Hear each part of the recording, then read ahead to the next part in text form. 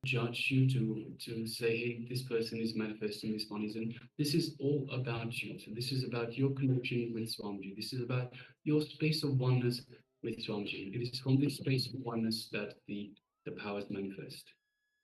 So don't have any judgments, no hesitations. The more you share, the more comfortable you get with sharing, the more confident you get in your abilities to manifest this power, the more comfortable you get in the space of oneness with your feeling connection to Swamiji, your feeling connection to Paramashiva himself. So please let us know whatever was revealed, even the smallest detail could be the key. So don't leave out anything either. So write in as much detail as possible.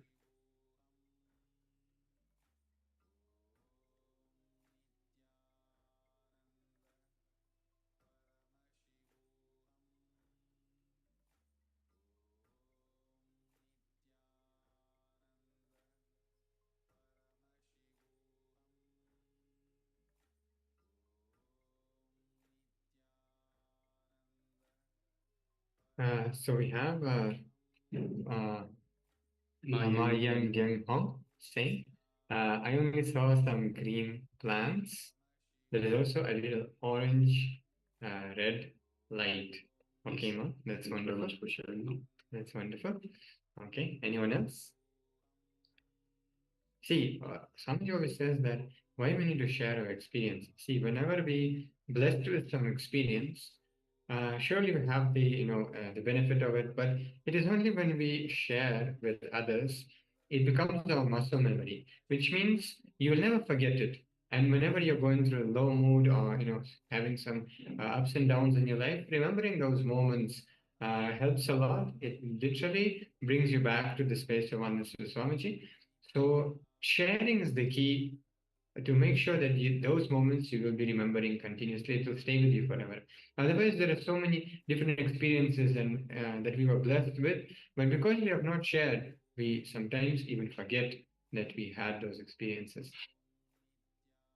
Yes. So now we will be projecting the image which we showed to you for the power manifestation before.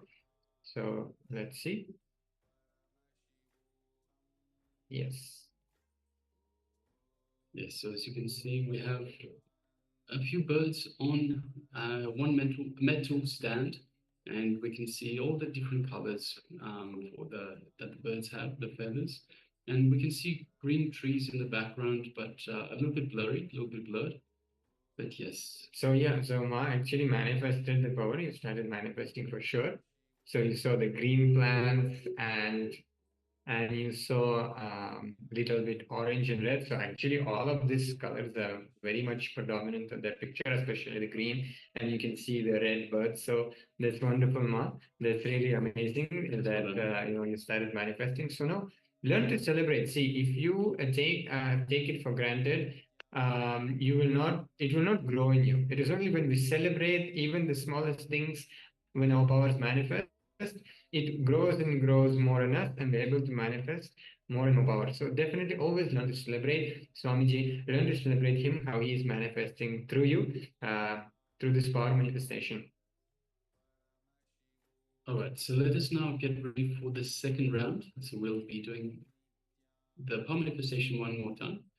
So requesting participants, please put on your eye bands or any piece of cloth that is opaque in nature, and let us get ready for the second round. Yes. So please, let's cover our eyes. We're going to be projecting the picture now.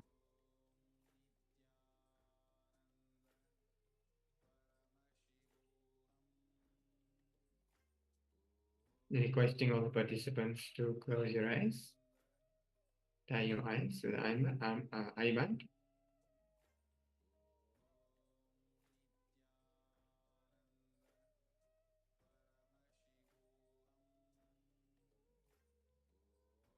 Yes, so we're about to go into the second round of power manifestation.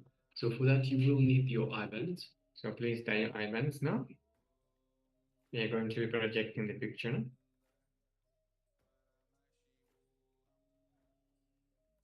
So let us sit comfortably with the head, neck, and spine in a straight line.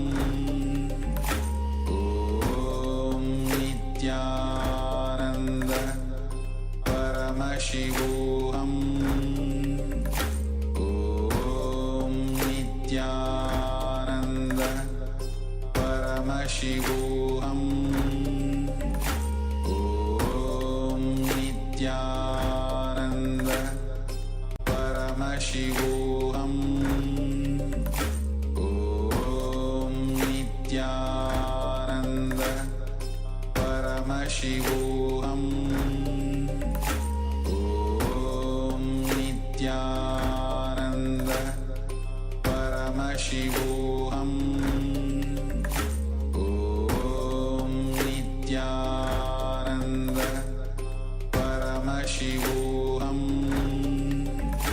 Om Nityananda Paramashivoham Om Nityananda Paramashivoham Om Nityananda Paramashivoham Om Nityananda Paramashivoham Om Nityananda Paramashivoham Om Nityananda Paramashivoham Om Nityananda Paramashivoham Om Nityananda Paramashivoham Om Nityananda.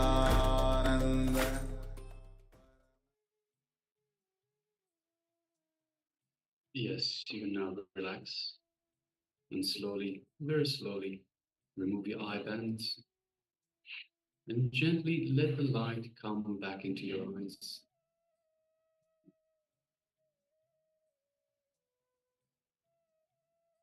And now just take a moment and share with us what was revealed to you in your third eye. So this is the power of third eye vision.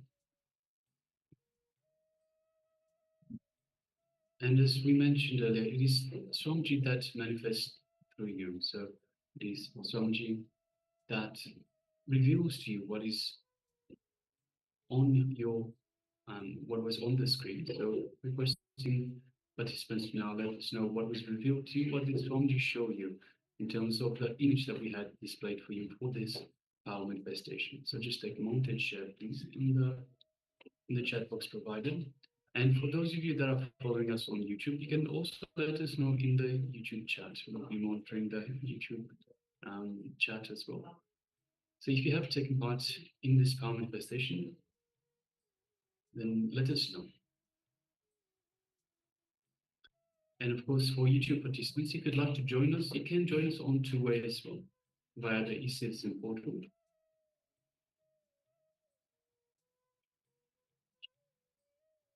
And please do make sure that you do take part in this program as well. So you can let us know. You can ask your questions. So whether you're in Zoom or two-way, or whether you're following us on YouTube, if you have any questions at any time, you can ask us, and we will address every single comment, every single questions that you might have, any clarifications that need to be had.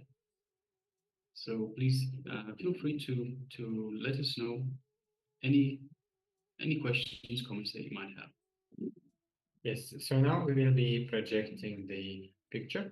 So maybe we can give 1 more minute for all participants to let us know. I only saw a golden light. My young Hong is saying I only saw a golden light spot and heard some people's voices. Okay, see actually Ma, what you can do next time when you have any such experience, you can continue to interact with Swamiji. Okay, Swamiji, so what are these voices? Who is that? Okay, what is this golden light? Can you show me more? What is the source of the golden light I'm seeing?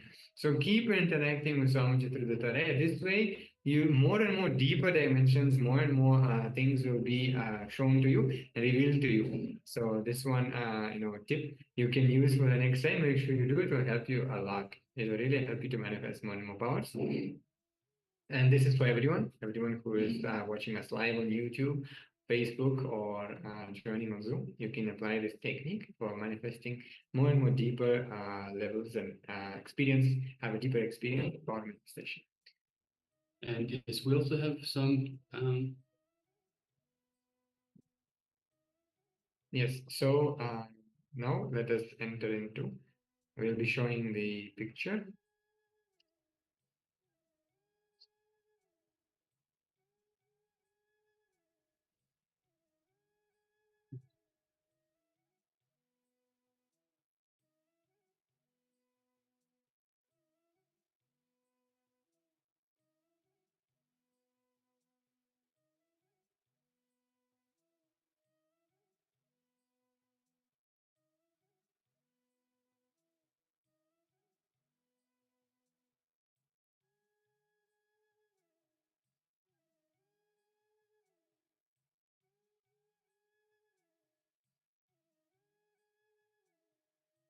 Yes, and we have somebody from YouTube, Maristak, sharing third eye short, white lines, continuous like horns, fence or eyelashes, pointy edge, okay? Share or going around like river and waterfall, eagle, highway or water flow, bottle, circle, and rock. Okay, wonderful, Mother. You saw a lot of things. Somebody showed you a lot of things. That's amazing. So now we will be showing the what was projected to all of you.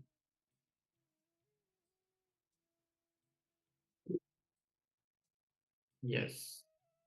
So now you can see it was our Swamiji, beautiful picture of Swamiji. So whoever might have seen a golden light, so I mean that is just directly correlates with Bhagwan, because Swamiji is in fact the Paramashiva is manifesting through him entirely as the pure golden light.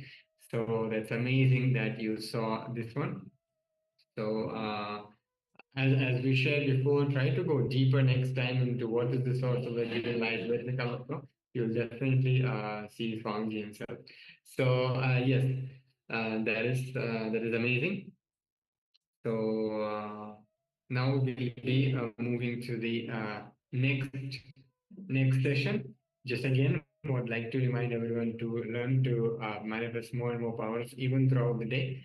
Have your awareness, restful awareness on the third eye, reaching actually this whole region. Always have like a restful awareness there throughout the day.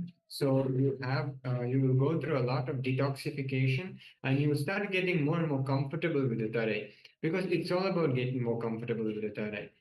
When we know it is not whether we get it right or whether we get it wrong, it is Swamiji who is manifesting this. So when we apply that, when we get more comfortable, we that fear of whether we get it right or whether we get it wrong, all that settles down. It becomes redundant, and naturally, from that space of restful awareness, you're able to manifest more and more powers. Yes. So now we will be entering into the next session. We are going to be today going through a very powerful a series of sessions, all centered around how to manifest moksha-centric health, which means how to manifest actually Vedic health, and what does that even mean, right? So we will be having a short session just to kind of give you everyone an understanding of what we're going to be covering and what it means. What Bhagwan means by health actually. What does Hindus have to say about health? Yes, so health as per Hinduism. Health is a state of complete physical, mental, spiritual, psychological, and social well-being. So being healthy means being complete, achieving our wholeness, reaching the complete fulfillment, the self-realization. In Sanskrit, we have a different word for health. It is swastha. Swastha means centered on yourself. The very definition of health in Sanskrit is totally different. Health is not just diseaselessness like we have in the West. Health is a positive well-being. It is completely centered on yourself. By focusing on ourselves, we bring in more clarity to our thoughts, to our actions. We befriend our body, we connect to our breath, and we relate better with those around us. And as we start dropping our tight personal boundaries. Yes, so good health is not just absence of disease, it is a positive well-beingness.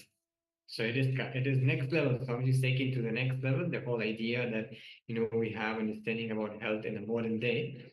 So it is not just the absence of diseases, it is actually a being, it is a state of being, is very deep experience, which is life positive, and which manifests as wellness in our life. So the very purpose of existence is to achieve the ultimate experience of our consciousness, the ultimate bliss. To feel bliss continuously inside us and float with blissful lightness is what is called as arogya, or a good health. So it's all about manifesting, like achieving a certain state of centeredness on ourself, on the ultimate consciousness, where we are manifesting our enlightenment, where we're manifesting the ultimate bliss. So the whole idea of health in Hinduism is to center yourself and align so you can manifest your ultimate experience as fast and as easy as possible. So, for the modern, regarding the modern medicine, what did the modern science, the modern medicine missed? Okay, so let us now look into this. Bhagwan is pointing out that the fundamental blind spot with modern medicine is not accepting the role of consciousness and treating the body just a biomechanism. But our body is a pure intelligence. It is not just a biomechanism, it is force plus intelligence. It can actually respond to every single thought of our mind. That is why we in Hinduism say that it is our thoughts which shape our mind. So it is only when we complete with our thinking negative thought patterns, we manifest complete health. So reaching and achieving the zone of intelligence or the space of consciousness is the goal of health as per Hinduism. But we accumulate too much of negative emotions or toxins in our system, and for that reason, we are not able to achieve the deep blissful state of the restful awareness. All our diseases are actually psychosomatic, meaning our diseases stems from the negativity and disturbances in our mind, in our thinking process. So we can create the body we want. So if the body responds to everything that we think, everything that we say, we can create the body we want. It is very much possible. It all originates from the mind, and then it gets expressed in the body. The root is the mind itself, not the body. So in reality, mind and body are just two aspects of the same phenomenon. Mind and body are not two different things. That is why the body is a psychosomatic phenomenon. The mind is the subtlest part of the body, and the body is the grossest part of the mind. Both the body and mind affect each other. The body responds to every single thought of your mind. Every thought is created, maintained, and destroyed, and your body is created, maintained, and destroyed according to your thoughts. So the goal here is reaching and achieving the zone of intelligence, the space of consciousness. And as Swamiji says, it is not as difficult as we think. In fact, Swamiji always says that it is much more difficult to maintain the state of depression, the state of incompletion, the negative thinking, than actually being in clutching and completion. Because we waste a lot of energy literally trying to continuously creating conflict in our inner space. So, and the solution is very simple. But because it is very simple, we are find it very difficult to believe it is simple. But it is simple, and today we are going to be going through various meditation process and powerful cognitions to give you that as an experience. Okay, so even when you attend the session, make sure you are with the head, neck, and spine is straight line, and keep your restful awareness in your third eye, so you really provide it authentic listening. So all this powerful cognition from Swamiji can enter into your inner space and do its magic in your inner space. Okay. So actually, there is a clear connection between the way your brain thinks and the way your body feels. Just like you can use your body to reduce your psychological distress, you can also use your mind to improve your body. Simply changing the way you think and taking charge of what occupies your mind can improve your physical health and well-being. While positive thinking won't cure everything, a healthy mindset is a key component to a healthy body. So, continuously manifesting powerful cognitions, internalizing these powerful cognitions which you hear throughout the session, seeing how they apply to you in your daily life, literally continuously internalizing inside what you've learned in the class will really open up a lot of powerful cognitions where your mind will settle down and you'll be functioning from the positive, life positive mindset. So now next thing that we need to understand here is that the body can hold energy.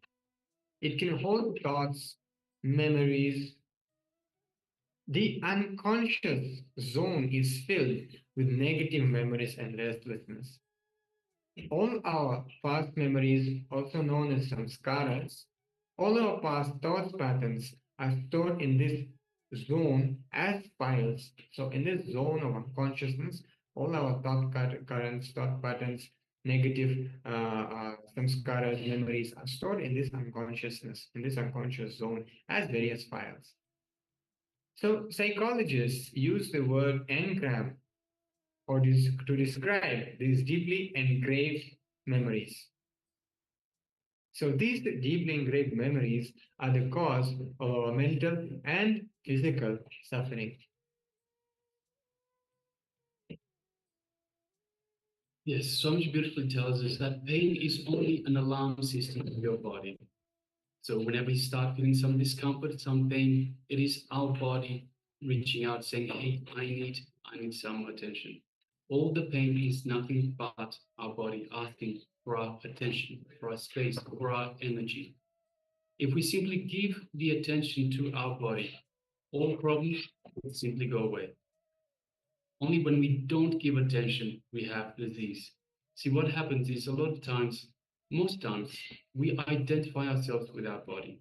We say, I am the body. The body has its natural processes, healing processes. But as we saw earlier, it listens to what you say. It listens to your thought.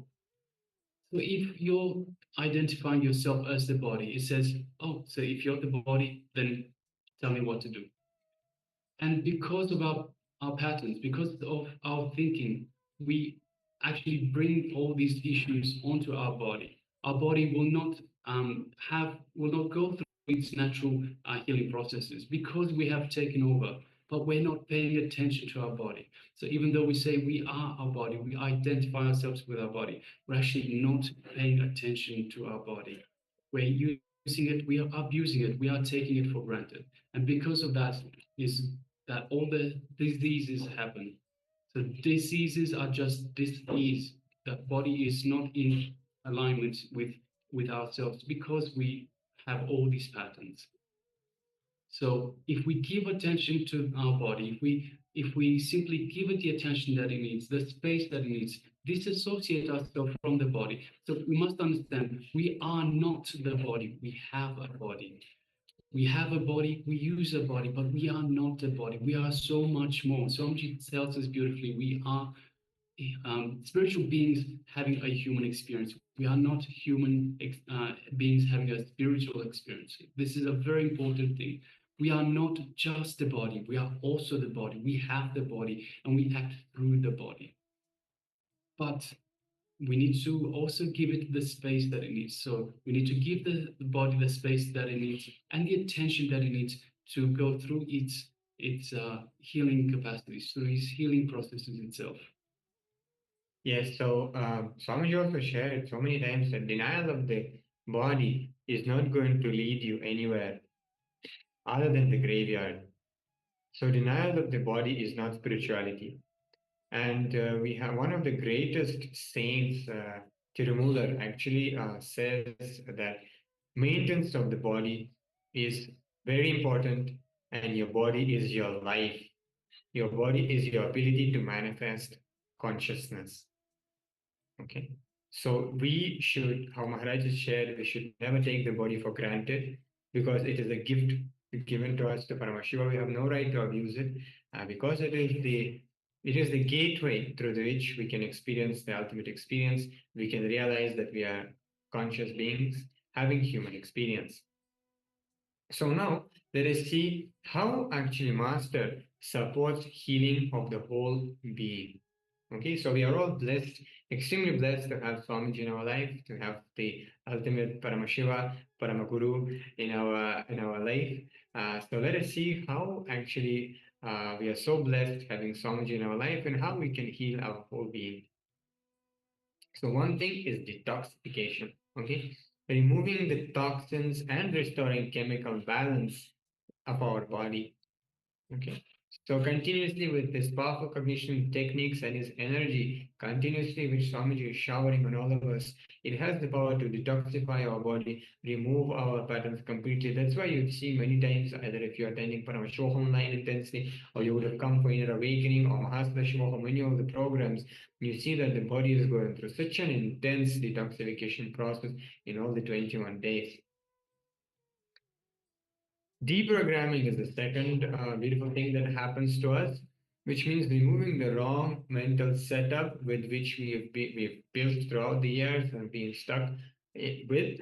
So reprogram the mind for the Vedic mindset, life positive, blissful mindset that helps you, supports you in your with the chemistry that you want to build for having a blissful life, blissful relationships, at work, with your spouse, with your kids, with everyone, and literally every other aspect of your life, at work, everything. So if you are function at your peak when you're blissful, that is even what the science say. So here we are bringing the science to you, which can help you to build the mindset, the Vedic mindset that actually supports your spiritual growth.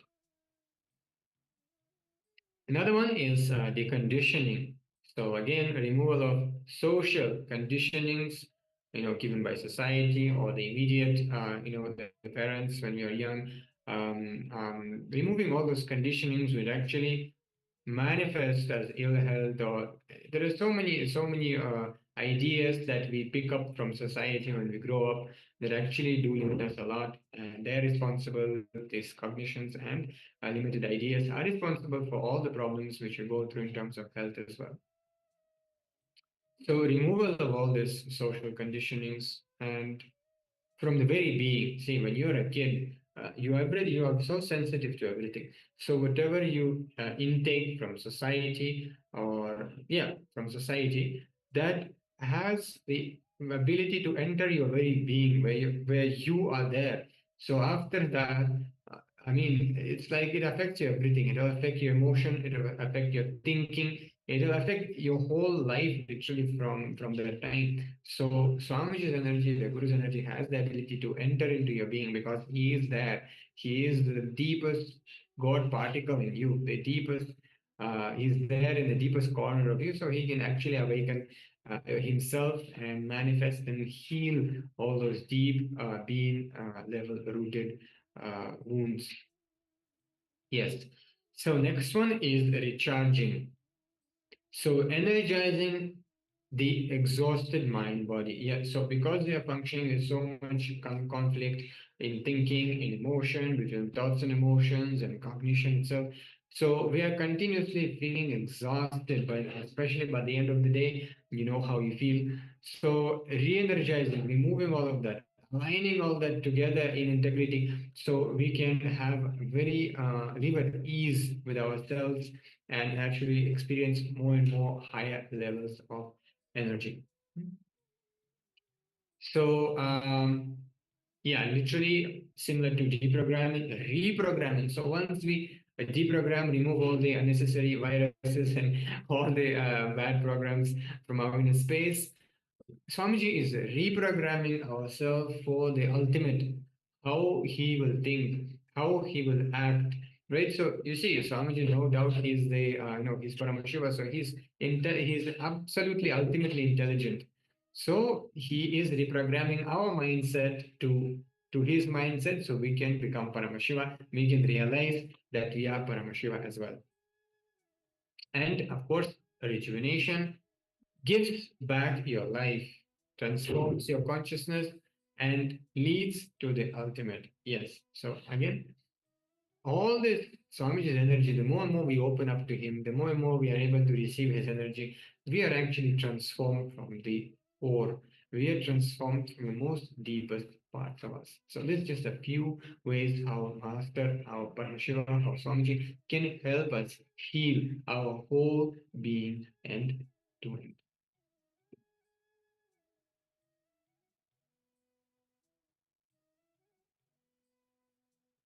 Yes, so we can create the body we want, and it is possible. So again, Swamiji is giving this assurance to us that it is possible. So we come out from the impossibility that we cannot, have a healthy body or create the life that we want. Here, actually, Rigveda, one of the verses from Rigveda refers to the cosmology known as Sankhya logic, the multidimensional logic, which lies at the base of both Ayurveda and Yoga traditions, contains verses on the nature of health and the nature of disease, pathogenesis, and principles of treatment as well. So now we are going to be entering into the next session. So this was just a brief introduction, the right understandings that we all need to have about Arogya and Swastha, which means the health and the good health. So we can receive in the best possible way what Bhagwan has to share. Bhagwan going to be sharing with us throughout today. So we are going to be entering now into the next session. Is going to be it's going to be a Jnana video where we are going to be listening from Swamiji himself about these principles in more depth. Yes, so just get into the space of listening, into the space of restful awareness. Keep your head, neck, and spine in a straight line. Start chanting the Mahavakya.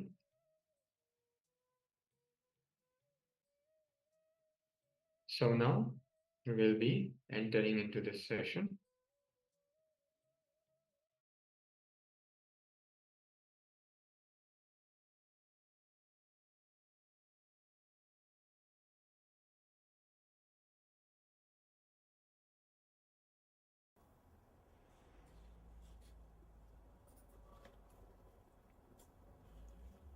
Health is not just diseaselessness.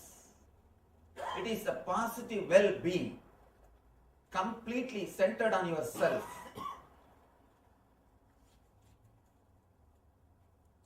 Swa-asta means centered on yourself. A different kind of positive well-being. Here, I am trying to express the whole spirituality centered on health, well-being, because you understand whether it is a meditation or spirituality or anything based on what you feel inside your body. Please understand, as on now, all we have is only one thing, body. If we cannot handle this properly, if we do not handle this body properly, whatever we speak about meditation, spirituality, religion, everything is just dreams which turns the mind, that's all. As on now, you do not know anything more than body. For example, you say, I slept well. How? By remembering the feeling which you are having, which you had in the body. Which you had and which you are having. Only based on that feeling, you claim you slept well. Same way, oh, I felt in that meditation so peaceful, so blissful. How? Based on the feeling which you have inside the body, which you had or which you are having. So as on now, even your spirituality will be measured only based on the body. You do not know anything except body. All we know is only one thing, that is body. First thing we need to work is body. Then the meditation or spirituality, yoga or religion or God, Atman, Nirvana, anything can come. Everything can come later on.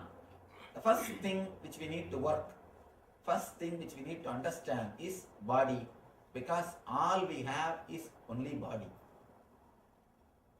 Usually, there are two kinds of maintenance in mechanical engineering. They say that breakdown maintenance and preventive maintenance. Whether you believe it or not, we are all doing only breakdown maintenance. We are all doing with as far as it is our body concerned. When it comes to our body, we are all doing only breakdown maintenance. As long as it runs, it runs. Neither we care about preventive maintenance, nor we learn about preventive maintenance. Here, these 2 days, I am going to completely concentrate on this preventive maintenance and breakdown maintenance. As on now, there are many people who are at the breakdown level, where maintenance is necessary. Not only necessary, it's an emergency. We will do the breakdown maintenance. Then some more tips for preventive maintenance. Whole thing, this whole Arogya Spurana is just these two words: preventive maintenance and breakdown maintenance. Straight away I am going to concentrate working on the body.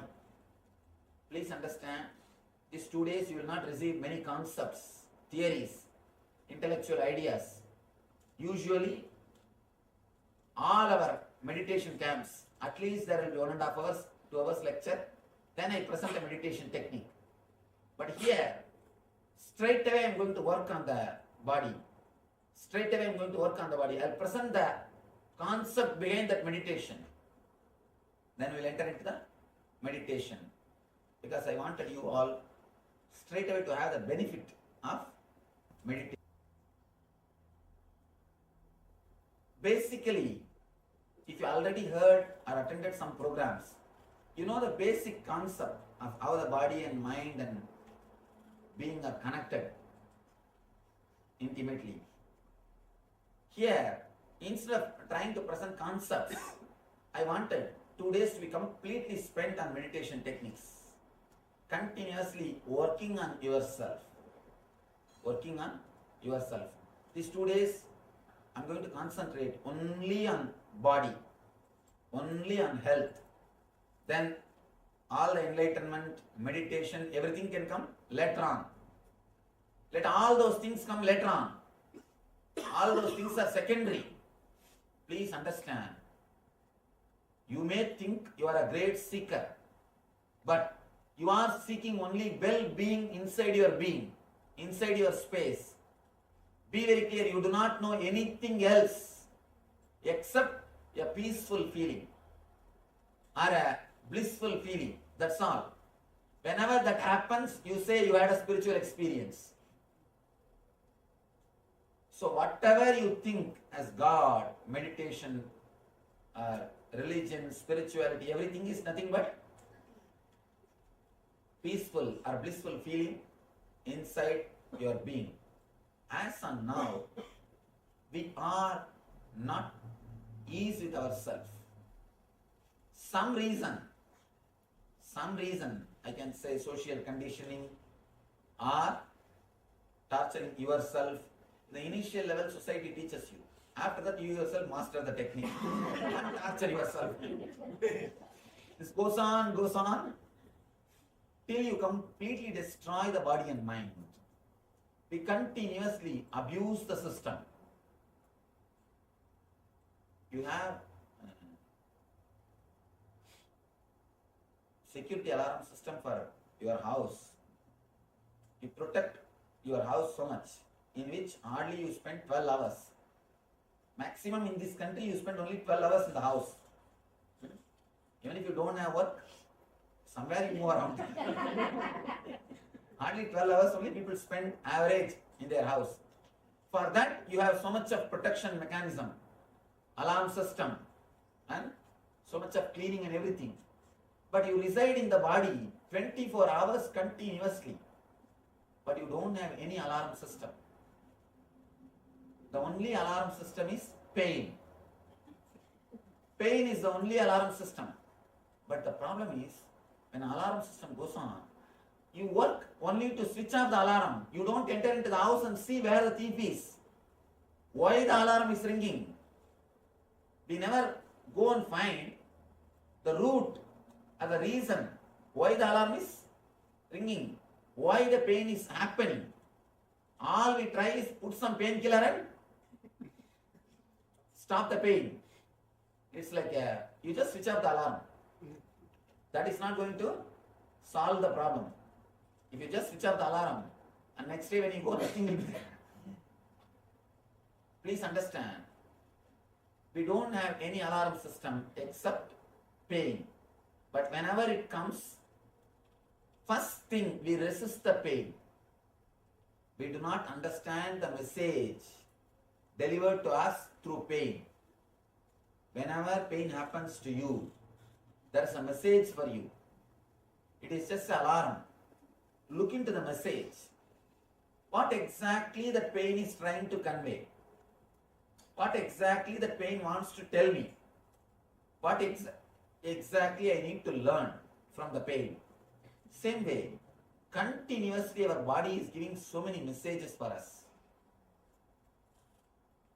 According to Ayurveda, not only according to Ayurveda, according to the truth, human body is the most sophisticated, intelligent system in the whole planet Earth. If you see 2-3 things, first thing, converting blood into blood, which every day your body does. People come and ask me, Swamiji, why don't you do some miracles? Why don't you show us some miracles? Why don't you convert water into wine? Converting water into wine, breweries do.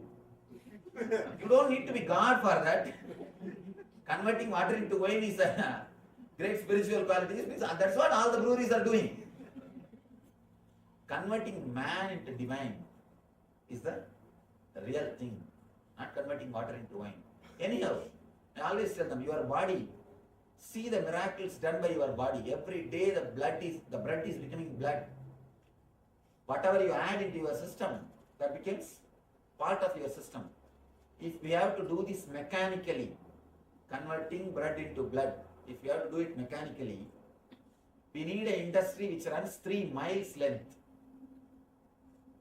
Scientists say 3 miles length the industry will run. If we have to do that mechanically, the outside, and if we have to do one information processing, means receiving one data from the world, processing it and giving the answer. For that, you need a computer which will be 3-story height. If we have to do that, for example, now you are seeing me. This scene goes inside and you process it. First you do that neti process. This is not a tree, this is not a animal, this is not this, you do the excluding process. Then you start identifying, this is it. Then all your past memory comes, your past memory with me. Then you decide, sit here, listen attentively. For this simple process to happen, you store so much of data, so much of information. If we have to do this mechanically, we need a computer which will be 3-story height. People come and ask me, Swamiji, my mind is too noisy. I wanted to silence my mind. I wanted to experience silence. I tell them, never say, for the amount of work which your mind does, your mind is not too noisy. It is completely silent. The amount of work which goes on, for that surely it is silent. Now,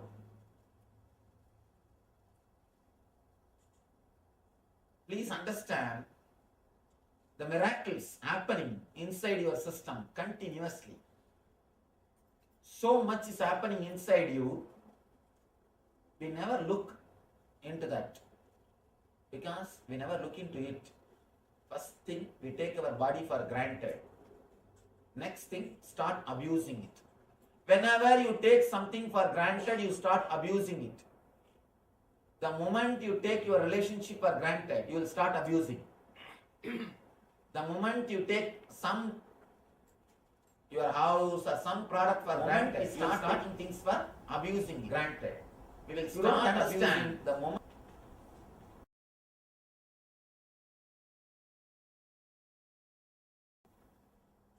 The body completely, how much is happening, and moreover, these people I have seen many times.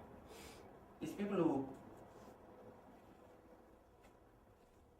who do whatever they want, finally they come and tell me, especially the so-called traditional Vedantis, they always come and complain to me, Swamiji, because of body, I am destroyed. Because of my senses, all my life is wasted. They read some here and there some books and start abusing the senses.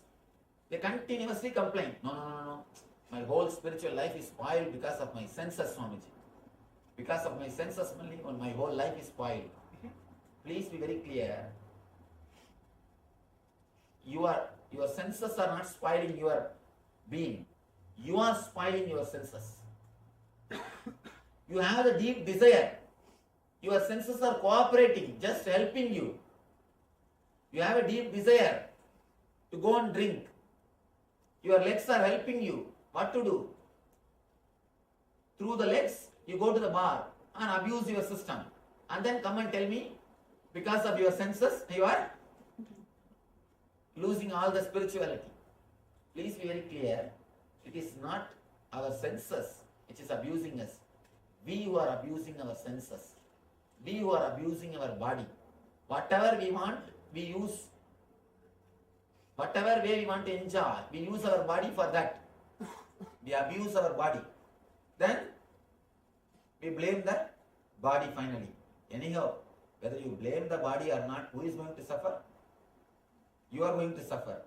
Now, instead of doing this blaming game, he is the reason. See, after that, Katrina, each one is blaming one person. See, these guys can do the blame game later on, but who are suffering? So now, we don't have time to do the blaming game. Blaming this person, blaming that person. Let us find out the root and start healing it. Let us find out the root and start healing it. Never abuse the senses. Never abuse the body.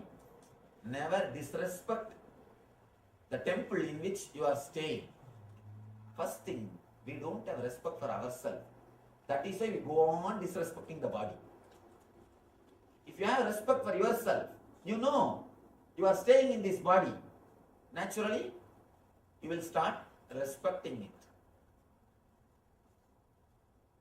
I have expressed so many thoughts, so many ideas to maintain the body and the mind with a deep easiness, the deep connected feeling.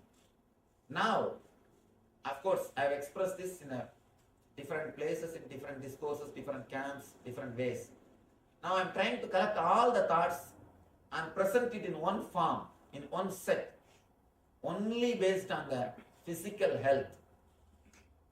Giving, meditation, yoga, pranayama, whatever. We have so many different abilities of our being. One, we can change the energy through the breathing. Next, we can change the energy through visualizations.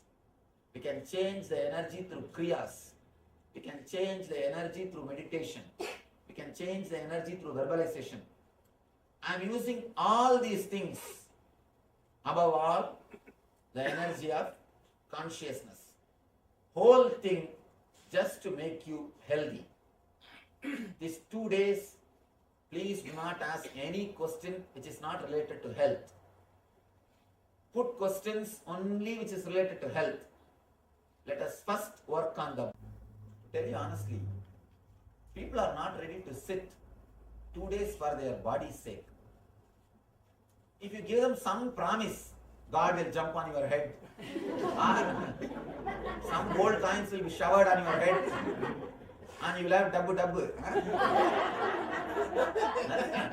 Then they are ready to sit for even 1 month. But if I tell you will feel healthy, you will be okay. No, already I am healthy. What is there? Especially as Indians. Indians don't have health consciousness at all. Completely, once it breaks down, only then they even look at the body. Only then they look at the body. Body is the last thing in their laundry list. In their laundry list, body is the last thing. Anyhow, at least now, let us work on the body. Let us work on the preventive maintenance and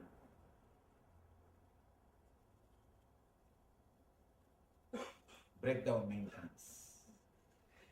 Please understand, I am not teaching any morality. I am not teaching any spirituality. I am not giving you any experience of spiritual things. I am not asking anything. I am not going to talk anything about spirituality. We are going to straight away work on your body. I am not going to give you any theories. And to tell you honestly, I don't believe in theories. I don't believe in talking. I don't believe in words.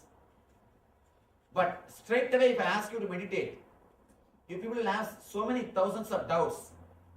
Just to convince you logically, I speak few words before the meditation.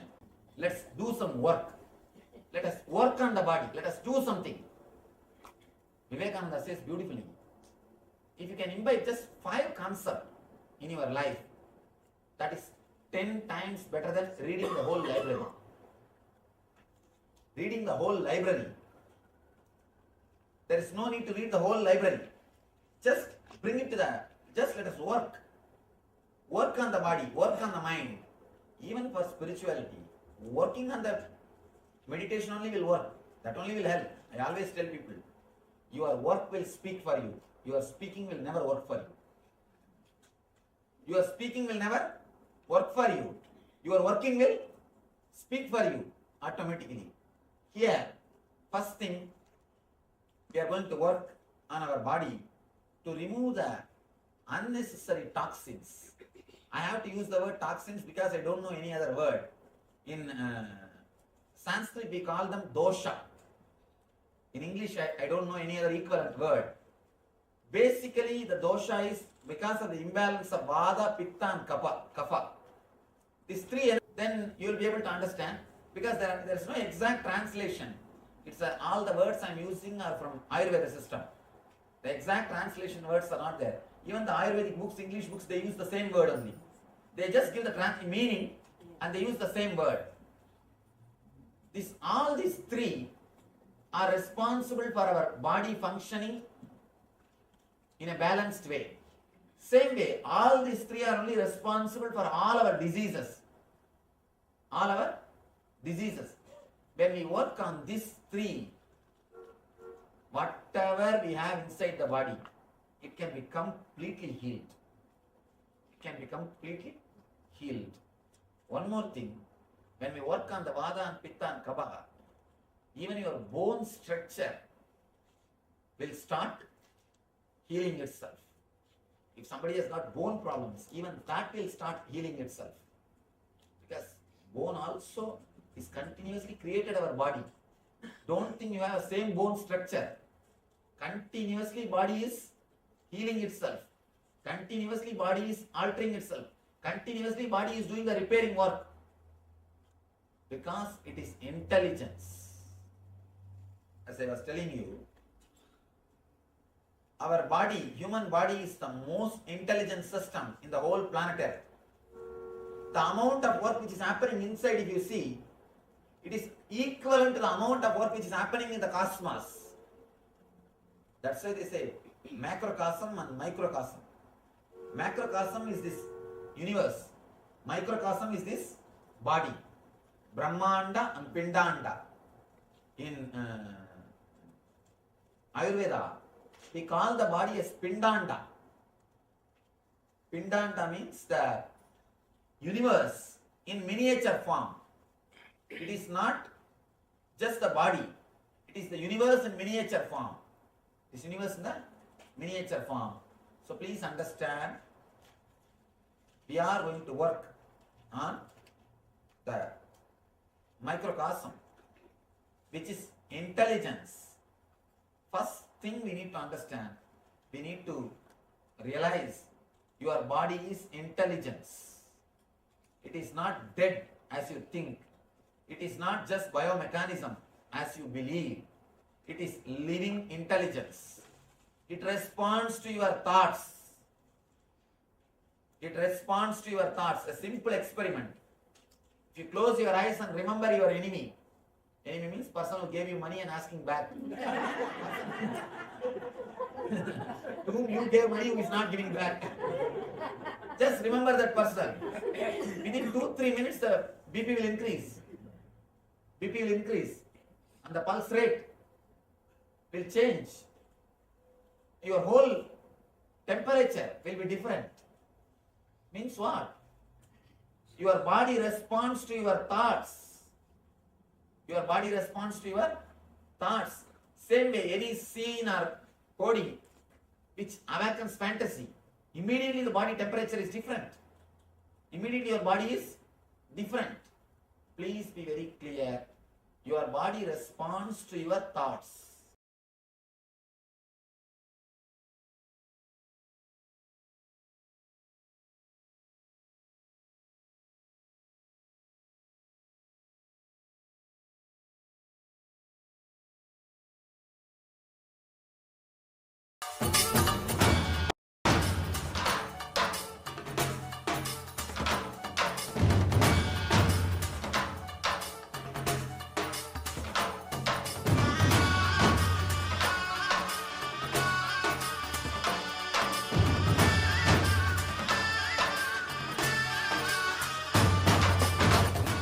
Today is the best day.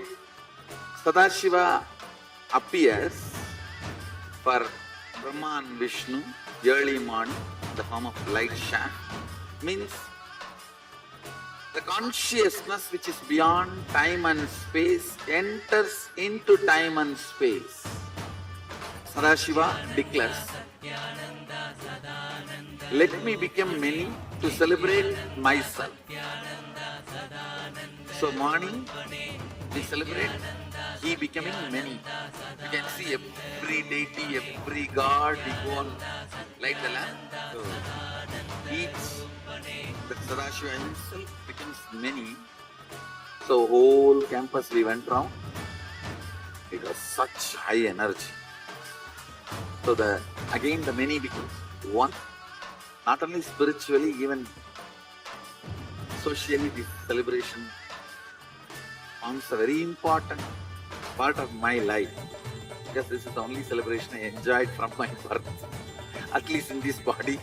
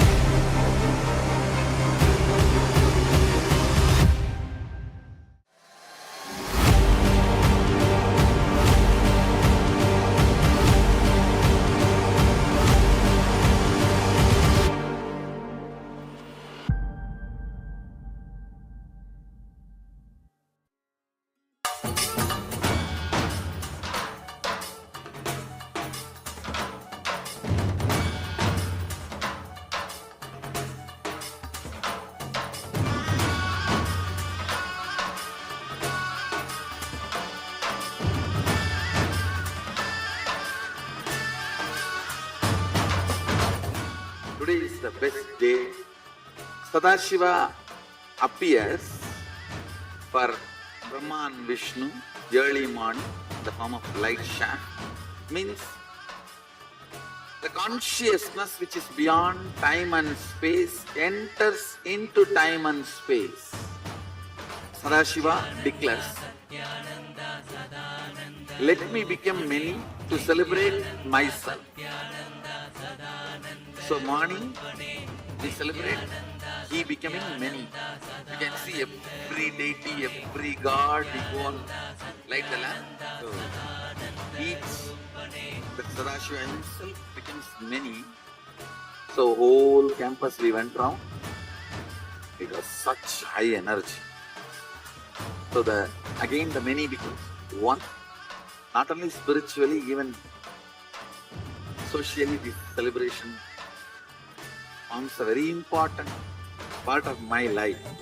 Because this is the only celebration I enjoyed from my birth, at least in this body.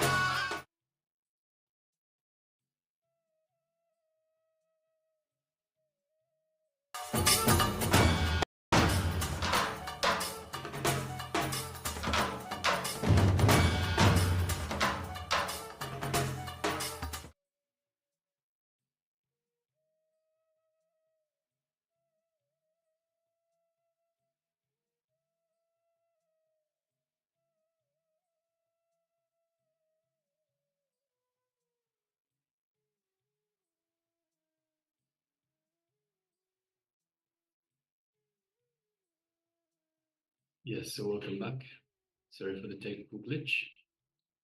All right, so we just had a look at an introduction, a beautiful introduction from the Supreme Pontiff of Hinduism on Arogyaswara.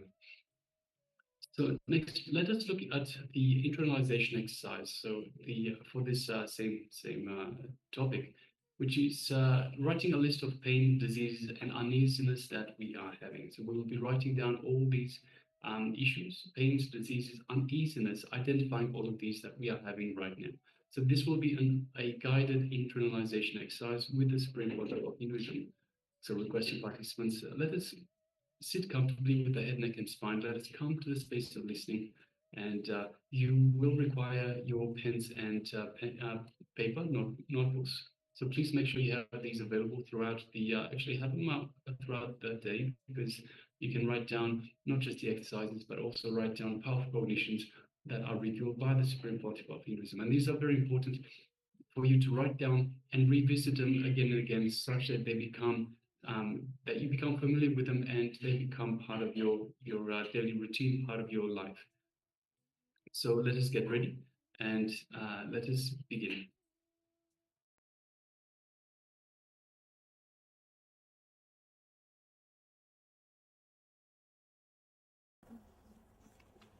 Please understand, 3 level pains, superficial, irritations like a ulcer or wheezing, that type of things.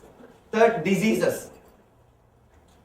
This 3 level, all 3 level, please write whatever you have. Even if you suspect the little slight symptoms you are having, please write it down.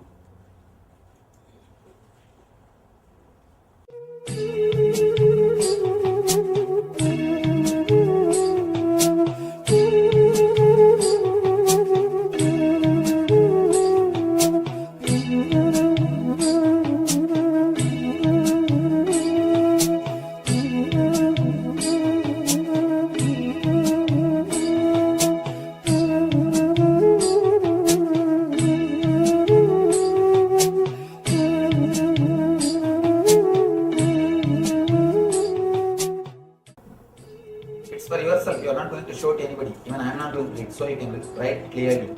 And it is for yourself.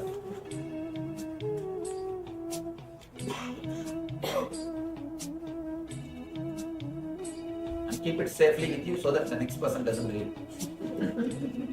Don't copy from the next person. Don't show it to that person and don't copy from the next person. In Indian schools, the copying is a big problem. These kids, without even knowing what they are copying, they copy. Once really it happened.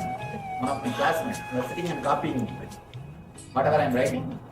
Simply the teacher caught hold of him when he corrected the paper. Because the question is, what is your name? He simply wrote what I wrote. So, please don't copy.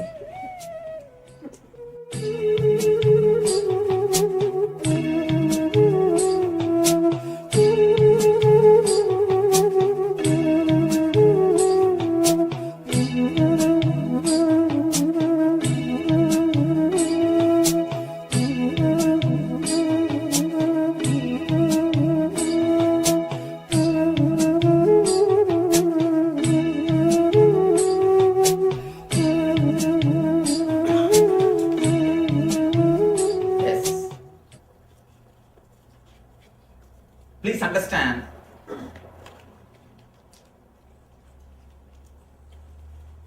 if you already attended some of our programs or if you already know me, you may be knowing. Whenever I make any statement, I take responsibility for that statement. Now I tell you, even though it feels too good to be true, I tell you, whatever you have written will disappear. You may think, what are you talking so much? Please understand, whatever you think as disease, whatever names you may give, pain, disease, irritations, uneasiness, everything has got only 2-3 roots.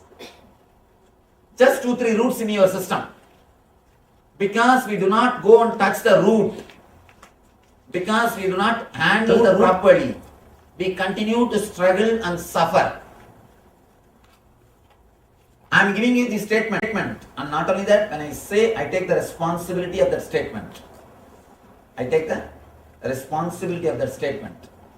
All I request is, just try to put your best or your maximum energy into this meditation, maximum effort into this meditation, and just few tips which I am giving, try to imbibe in your life, nothing else. Please understand, just 2 things.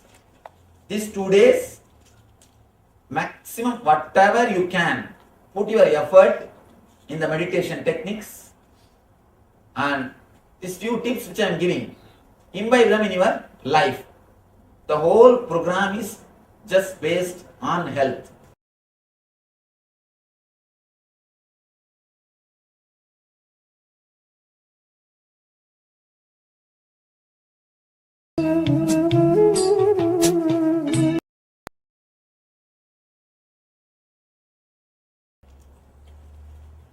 If you already attended some of our programs, or if you already know me, you may be knowing.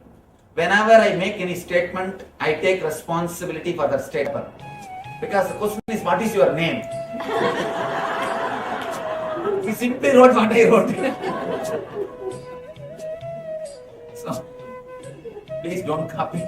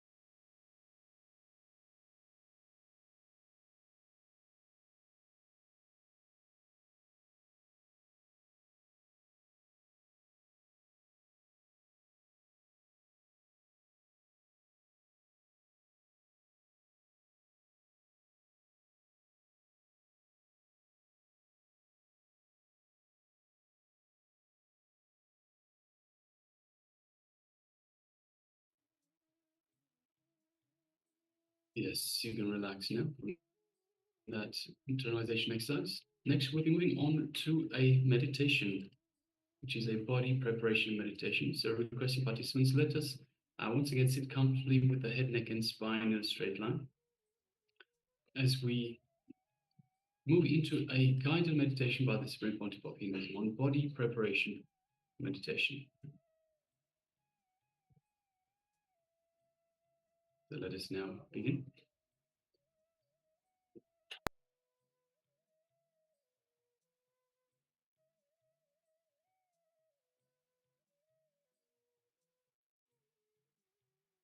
These are all kriyas to awaken the energies of your body, to clean the body.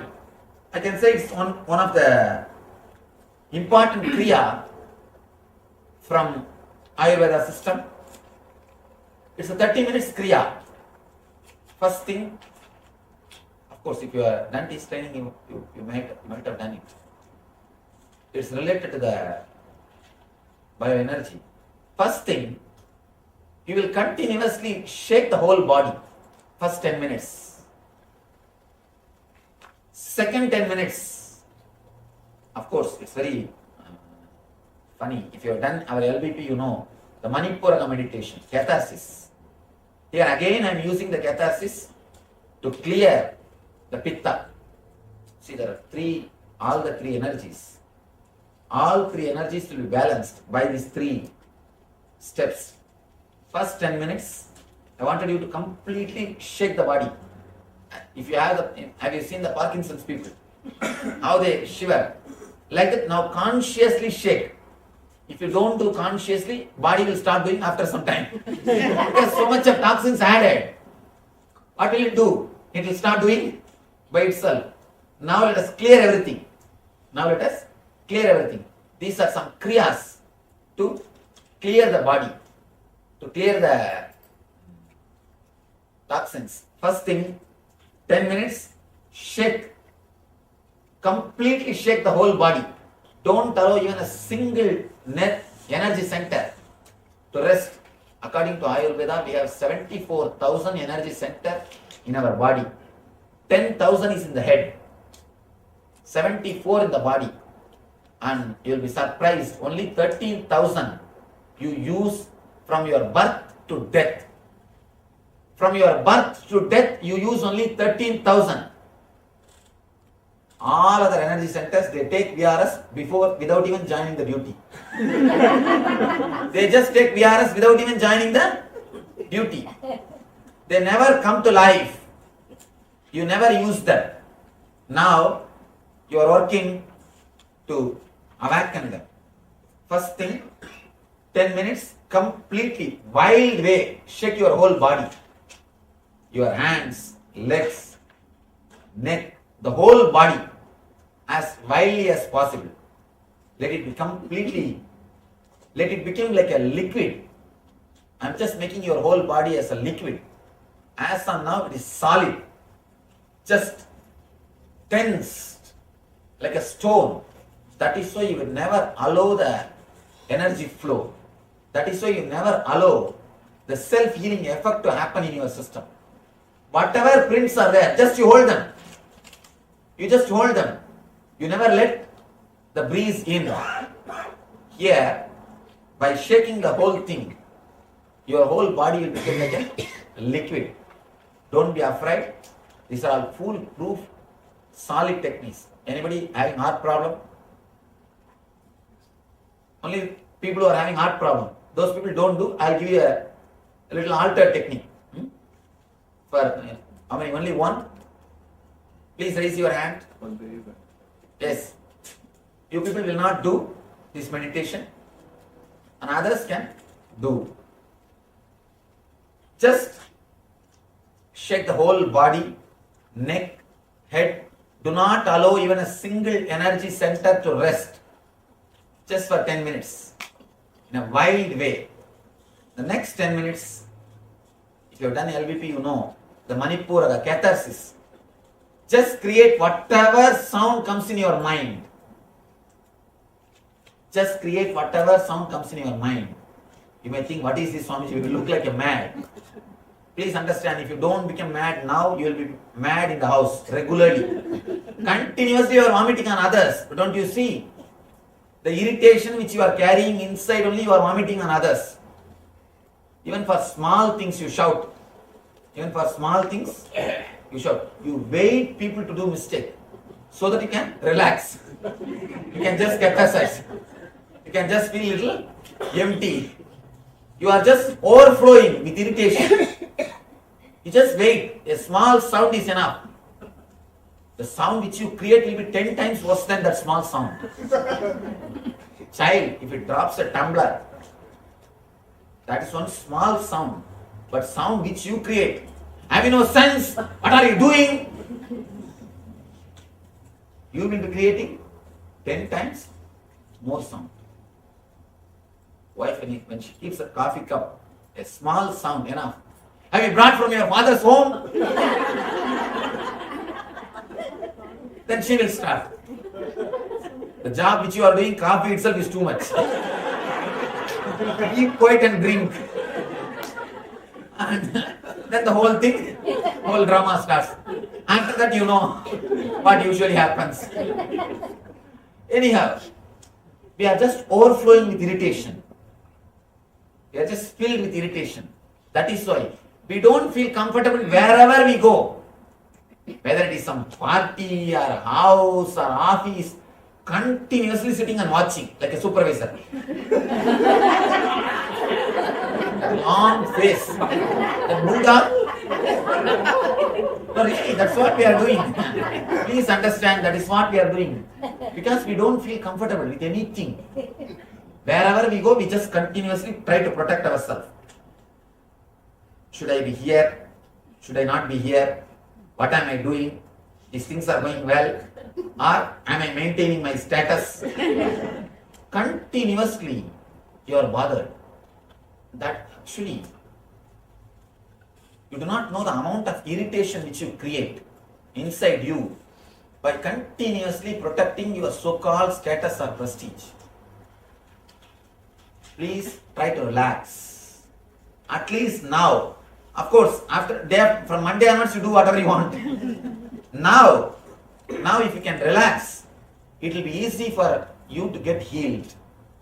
It will be easy for you to remove the Vada, Pitta, Kapha inside you. And please be very clear, Vada, Pitta, Kapha, all the three are directly related to your mind. Your Pitta is directly related to visualization. Vada is directly related to verbalization. And Kapha is related to consciousness. That is why if the Pitta becomes too much, your visualization will be imbalanced. See, people who can't visualize things properly, naturally we tell them, I think the Pitta has gone to head. That is why he is not able to visualize. When you drink, why do you see 2-3 forms? Because the Pitta is imbalanced. If you drink too much, you start seeing 2-3 forms. You start seeing so many things. Yes. One guy goes to the hospital with his friend. The friend is fully drunk and is lying. He goes to the doctor with his friend. This guy, both are drunk. And this fellow a little too much, so he's flat. Doctor comes and he does the first aid. The doctor asks the guy who's lying, hey, what's happening to you? What's your name? This guy tells his name. My name. Something. Then he asks, are you seeing animals all over the room? Are you seeing different figures all over the room? Are you seeing some ghost? This guy says, no, I am not seeing anything. I am perfectly alright. I am not seeing anything except you. Then the doctor says, oh, no problem. Then you are alright. By tomorrow morning you will become alright.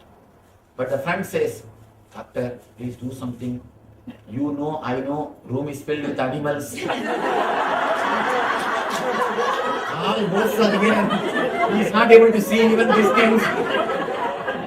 Please do something and let him be healed. You also know, I also know. Room is filled with all the animals. So this guy is seeing all those things. Actually, when your Pitta is imbalanced, Your visualization is imbalanced. Your visualization is imbalanced. Your clarity of thinking is imbalanced. Whenever you carry the irritation, same way you imbalance your pitta. You imbalance your pitta.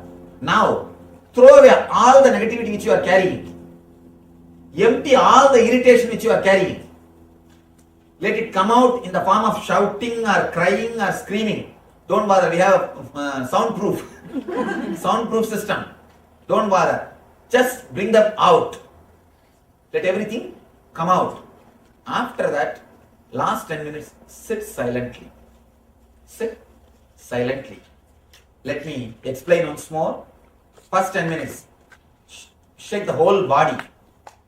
Shake the whole body so that your body will become liquid. Next 10 minutes, let all the irritation come out. Third 10 minutes, sit silently and witness whatever is happening in the body and in your mind. It's the initial preparation technique. I'm preparing you, tuning the body to enter into the deeper level things. Only by working on you, you will achieve something. Whatever it is. Can you get something just by words? You can't get mango out of mantra. Use any mantra. Can you get one mango? Nothing. It will come only by working. Let's work on our self. Yes. Do we keep sitting? No. First 2 steps you will stand. Last step you will sit. No sitting in the chair. Last step you can sit. Try your best to sit in the ground. If you can't sit in the ground, then sit in the chair. Any doubt in the instruction? Okay. Please tie the ribbon and stand up. Make enough space. After tying the ribbon, stretch your hands and see that you are not hitting anybody. Don't take revenge. Please do not open the ribbon till the meditation is over. For complete 30 minutes, keep the ribbon, keep the eyes closed. Do not remove.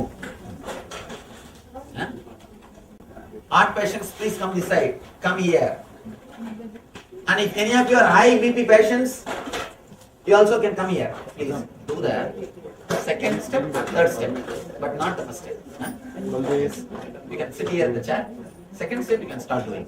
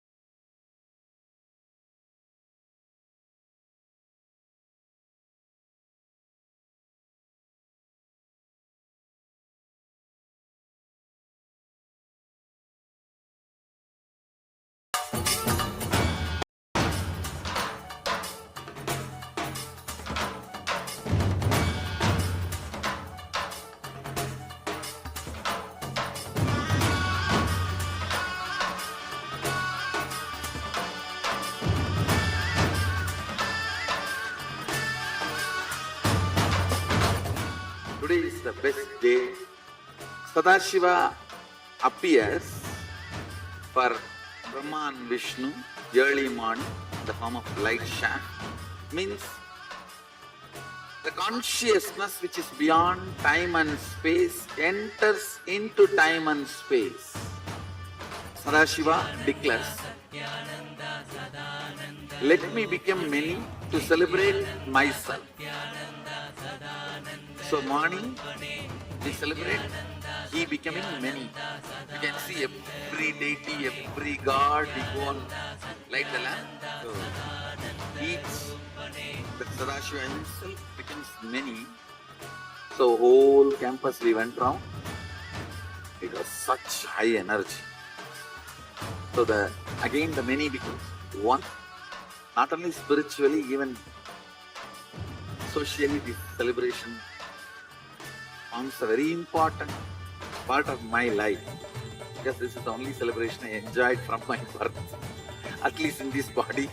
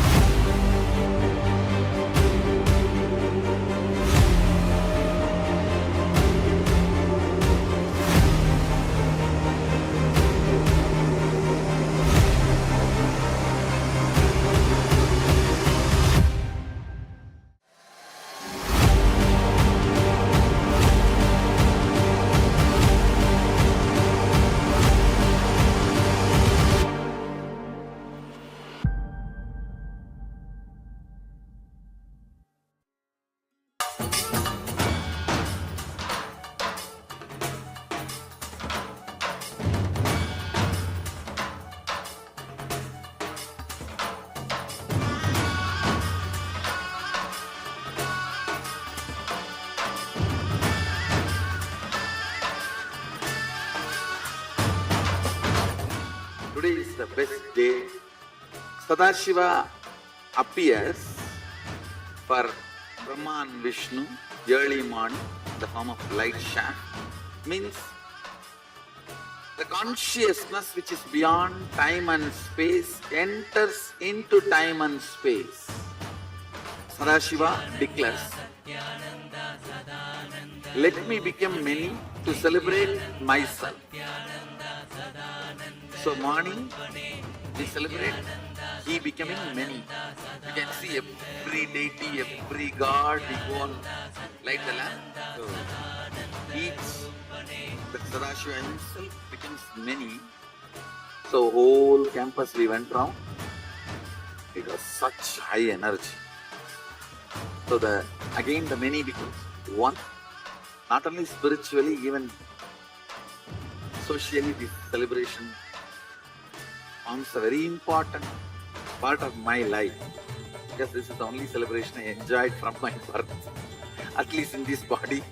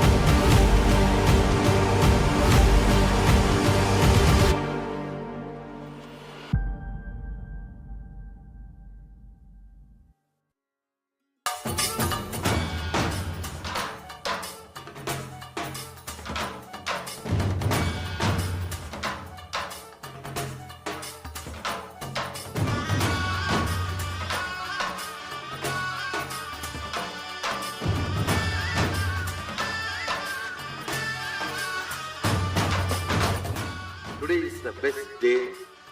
Sadashiva appears for Brahma and Vishnu early morning in the form of light shaft.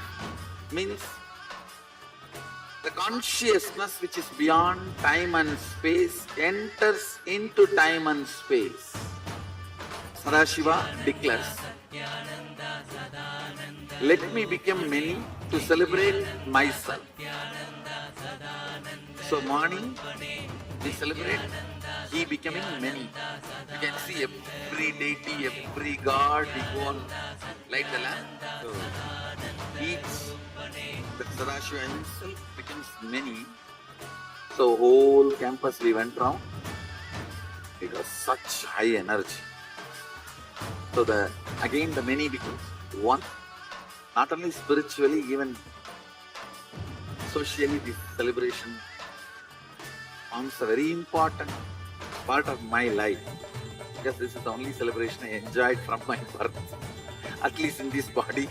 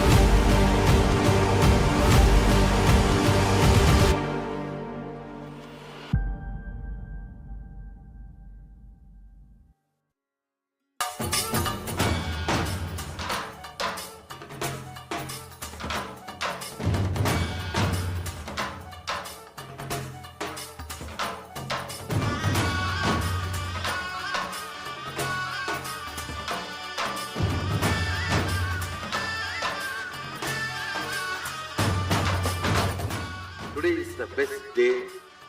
Sadashiva appears for Brahma and Vishnu early morning in the form of light shaft. Means the consciousness which is beyond time and space enters into time and space. Sadashiva declares, let me become many to celebrate myself. So morning we celebrate he becoming many. You can see every deity, every god, we go on light the lamp. So each, the Sadashiva himself becomes many. So whole campus we went round. It was such high energy. So again the many becomes one. Not only spiritually, even socially, this celebration forms a very important part of my life. Because this is the only celebration I enjoyed from my birth, at least in this body.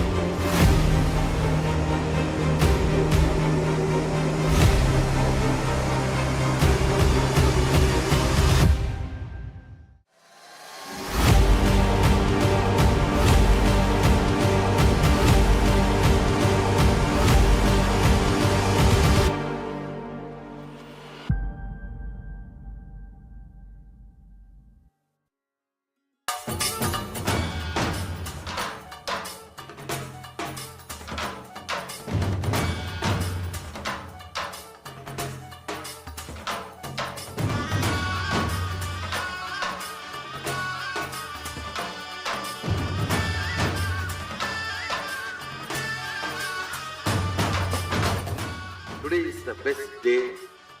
Sadashiva appears for Brahma and Vishnu early morning in the form of light shaft.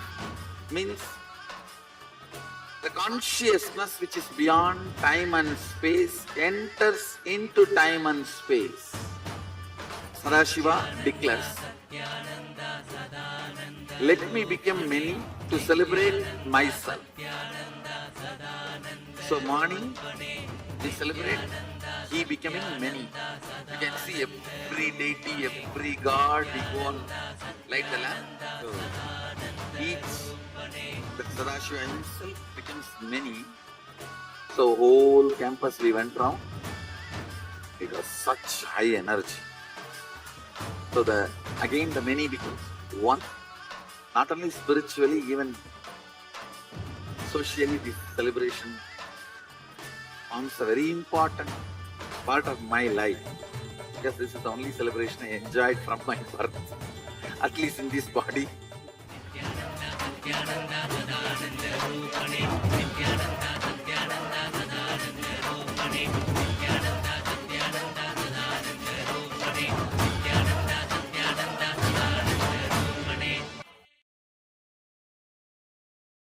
Yes, Nityanam, all of you. Nityanam. And with this, I saw this is the Kartikeya Deepam which is coming up, which Swamiji himself enjoyed this festival. And the festival where Sadashiva decided to become many, to celebrate himself. And in the Bharni Deepam, where in the evening, where all the lights come together, become, and Sadashiva becomes again one. So this is how the Sadashiva represents himself. Creates from one becomes many, and again to celebrate himself, and from many at again becomes one. So with this, welcome again all of you to the Paramashivoham, day 8 of the Paramashivoham program. So now we'll be entering into the detox. Swamiji has talked a lot about detox.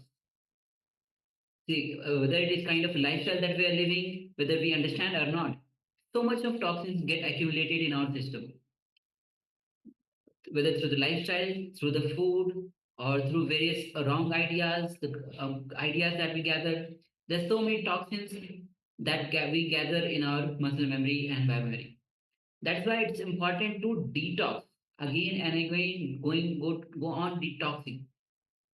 That's why we'll be entering into another detox, which is Dhruva grass. So Dhruva grass is quite popular in Hinduism. We'll be entering into the herbal drink made of Dhruva grass. This is called Prakta Arogya Pana. So Dhruva grass is the most sacred herb in Hinduism. Dhruva grass is used for worshipping gods. As any of you are actually involved in the rituals, you will know that Dhruva grass is how important it is. Most of the rituals need the Dhruva grass. So it is used for worshipping the gods, especially Lord Ganesha.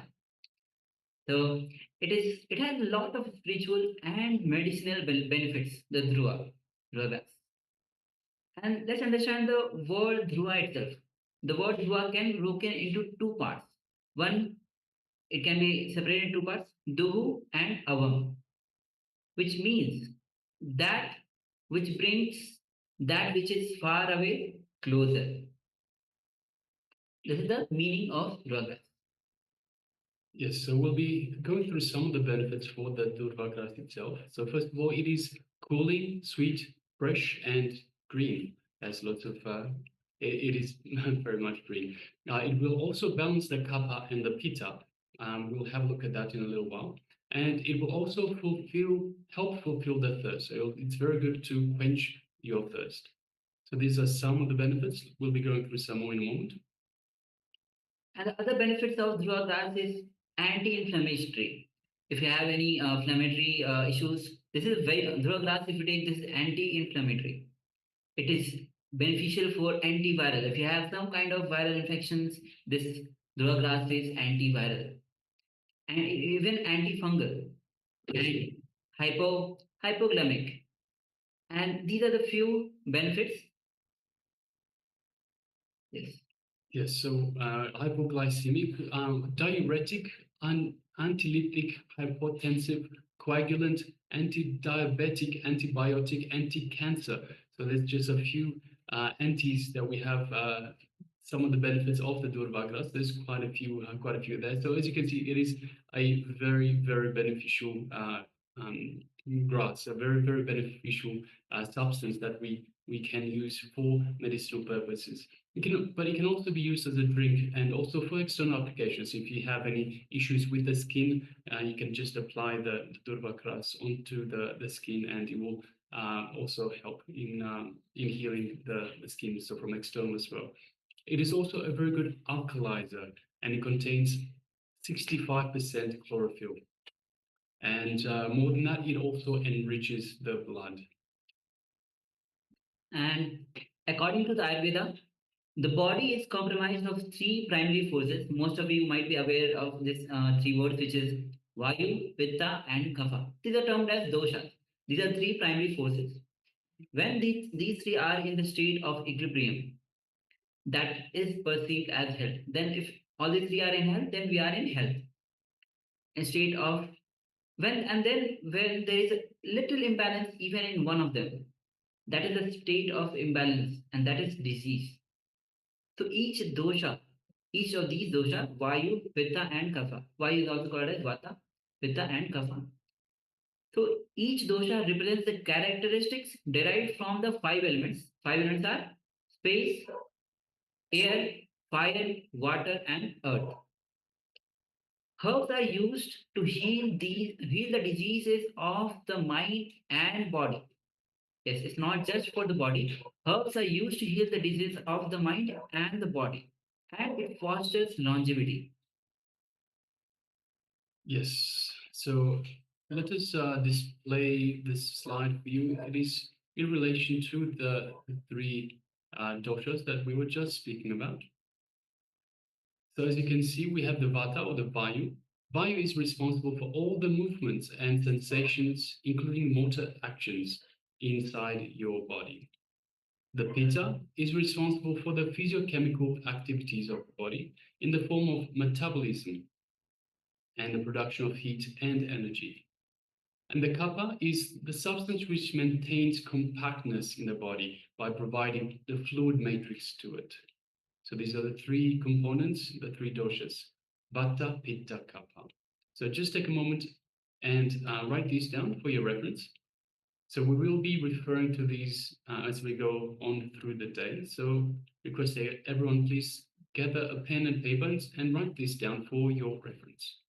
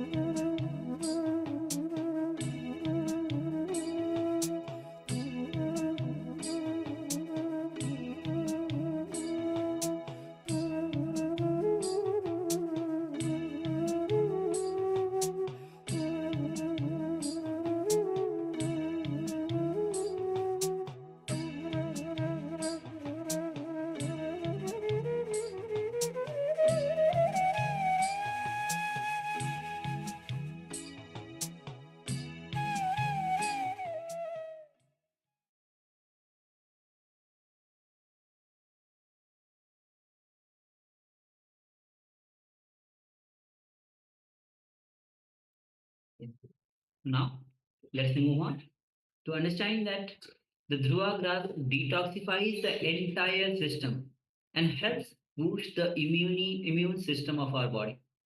And it helps to balance the Pitta component. As we have just written on, the Pitta component is responsible for all the physio chemistry activities of the body in the form of metabolism, production of heat and energy. So it cures, Dhruva grass also cures diabetes, psoriasis, eczema, STM, menstrual issues. If you have any menstrual issues, promotes eye health. Most of the time nowadays, especially eye health is one of the major problem among the human beings. So Dhruva grass helps it to promote eye health care, and it is very useful in wounds and inflammations. It also helps in chest congestion, constipation, stress, and much more. So as you can see, there are so much of benefits of Dhruva grass. That's why it is offered. This is one of the reasons that is offered to the gods. So now let us have a look at the recipe. So the recipe is for one person, for one serving. So for one serving, take 5 to 6 branches. Actually, let us project this slide as well, so you can write along with us. So if you wish to write it down, you can do so. So you can take 5 to 6 branches of durva grass, roughly 10 centimeters long each. First of all, wash with salt water and just wash it with salt water, and then cut them with the scissors and put it in a blender. So put the durva grass in a blender after you wash it with salt water. Then add some jaggery according to your taste, however much jaggery you want. You can also add 2 cardamom pods, half a teaspoon of cumin seeds if you wish, so this is optional, and blend them all together. If you don't have organic durva grass, you can always have the powder. So if you don't find the fresh durva grass in your location, wherever you are, you can also buy some durva grass powder and just use that instead. Now, after you've put them in a blender and blended it all up, so we have the durva grass, 2 cardamom pods, jaggery to taste, and perhaps optional if you want half a teaspoon of cumin seeds. You can add 50 ml of water and blend properly. And after you blend it properly, you can filter it and dilute it, roughly a mixture of about 6 to 1. So 6 to 1 water to this blended mixture of durva grass. So that is the recipe. Take a moment and write this down if you wish. It is, as we just mentioned, it is so helpful, so beneficial in so many different ways. So just take a moment and write this down.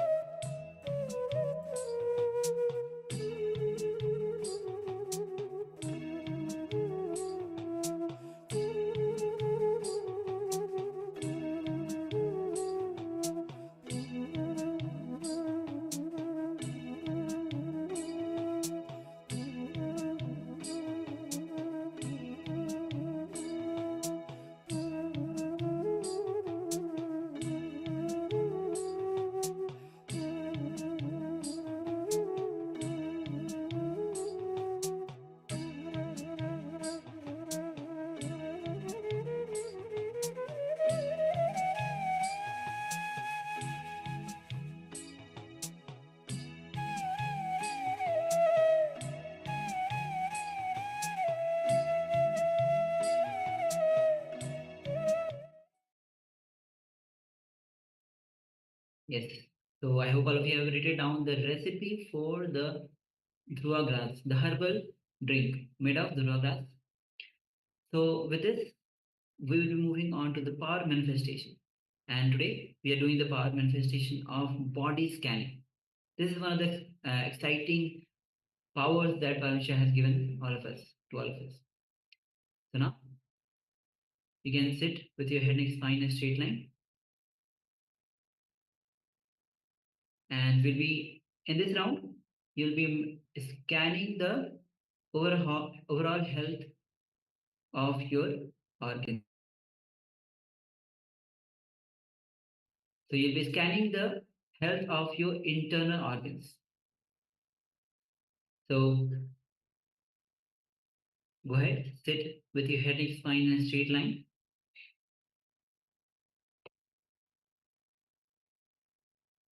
When you sit with your head and spine in a straight line, as in one of the technique, we just entered into a technique where you, whether you lean forward or you backward, in some position, there is a balance where you feel lightlessness, weightlessness. So that is the way you sit with your head and spine in a straight line. You can close your eyes and visualize Swamiji in your inner space. The deep, restful awareness. When Swamiji energy lands in you, it washes away all your self-doubt, all the irritation, all the anger, all the fears that you have, all the worries that you have. To allow Swamiji's energy to flow through your entire system. Let his energy fill your entire trillions of cells of your body. His love and compassion. Let it flow through, let it radiate through you. His infinite grace showering over you. Let you be filled with His grace.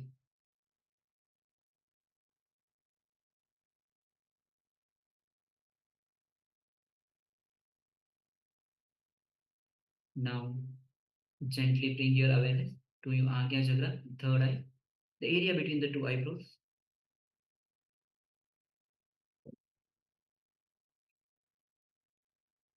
Third eye is seat of willpower. Anything that you wish to manifest, you can manifest. So, with that, let's start to unclutch from every single thought that you have. Whether you want some, if you want to raise your hand, if you want to get up from your place, just unclutch for all the thoughts that is coming up. Whether you want to hear some sound or you heard some sound, you want to respond to it, just unclutch. You feel some urgency is there, you need to attend to something, just unclutch. Do not engage with any of the thoughts. Do not get carried away by any of the thoughts. Just unclutch. Go on unclutching. And then enter into the space of that pure unclutched space from where all the power starts manifesting. Now let's start chanting the Mahavakya. Om Nityananda Paramashivoham. Om Nityananda Paramashivoham. Nityananda Paramashivoham.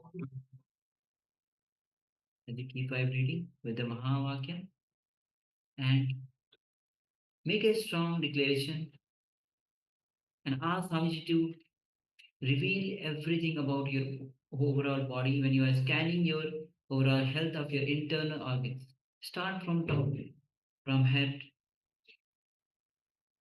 Scan your head. Scan your every part of your head. Then slowly move to lungs. Scan your respiratory area, lung area.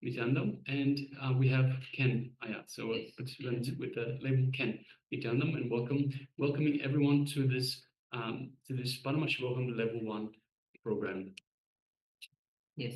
So now you can share your scanning when you were scanning the overall health of the internal organs.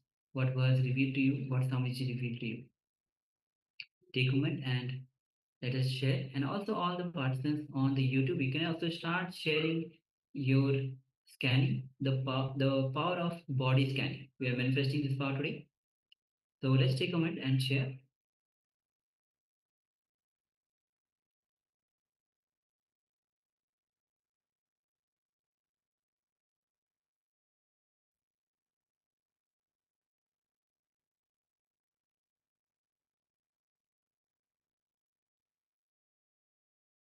Yes, and as mentioned, we are very curious to know how this power manifests for you. So please let us know. So whether you're on YouTube or on two-way in the Zoom room, let us know in what way does this power manifest for you.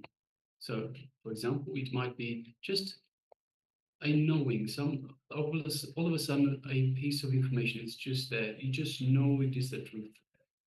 Or it could be perhaps a vision, a flash, just seeing perhaps the internal organs one by one. Or it might be just feeling that, a nice, comfortable feeling when you're visualizing each internal one by one. Then perhaps it might be uncomfortable if there's something not quite right with one of the internal organs. Whatever way it might be, share with us and let us know how you are experiencing this power manifestation of body scanning your own body. And the more, so I say that you have the ability to scan your own body, and not only scan your own body, but heal your own body. But with but we have lost connection with the nature. That's why we are not able to diagnose, we are not able to heal ourselves. So it could also be other ways that you can manifest yourself. It can also be perhaps there's the taste. So you get some taste in your mouth when you scan particular organs. Excuse me. So you might have one particular taste that develops in your mind when everything's good. So it might be like a sweet taste. Then if there's something that needs attention, maybe it might manifest as perhaps a bitter taste. So all different ways it can manifest for you. And the more you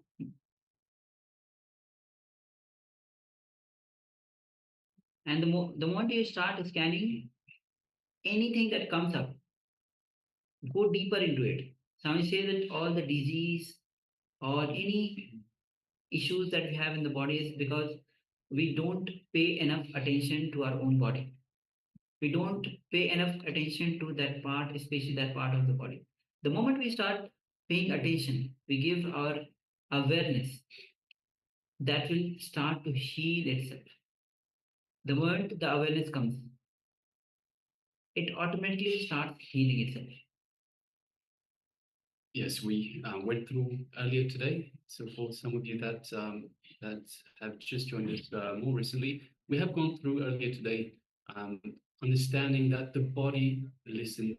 The body listens to every thought we have. So every single thought that we have, the body listens. So it is important to have a positive mindset to understand these things. And also it's important to make sure that we don't associate ourselves as the body. So we are not the body. We also have a body. We are also the body, but we are not the body. So it's important. Why? Because the body has its own natural healing abilities.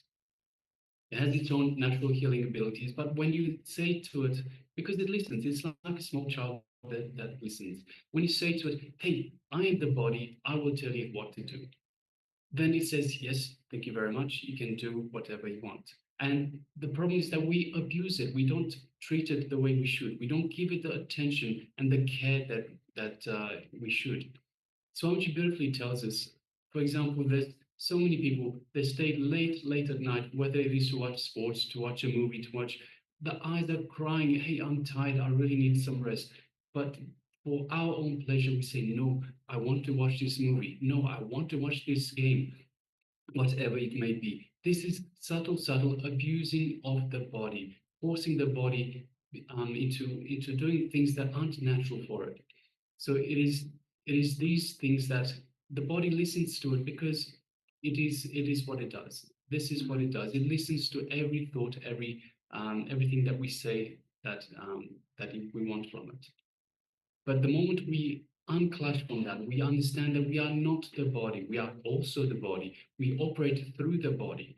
Then we can detach from it. We can let the body act in its own natural ways and heal itself and get the rest that it requires. But also more than that, when we apply awareness to it, like we're doing in this body scanning, we're applying awareness to it. We give it extra attention, extra energy that it requires in order for it to heal itself. So Swamiji beautifully told us about the incident he had with while horse riding. He fell off the horse. He was thrown off the horse, and he broke his arm in two places. So both bones in the arm got broken. But Swamiji understood, unclashed from the body. He says, "I'm not the body," and it let the body heal itself. More than that, it paid attention. It gave the awareness, the energy that it required. And Swamiji beautifully told us the body healed itself 5 times faster than normal, just because of this extra attention that he gave to it. So in this way, this is what we are doing with the body scanning. We are scanning to find any uneasiness, anything that is not quite right with the body. And through this attention, we bring attention to the body. Hey, this part needs healing. Let me also give you some energy, some awareness to help you along. So it is very, very important, this power manifestation, and we can use it. We can make it part of our daily life, make it part of our lifestyle. Anything that we need healed, we can simply do so by paying attention to it, by giving it awareness, the energy that it requires for it to heal itself.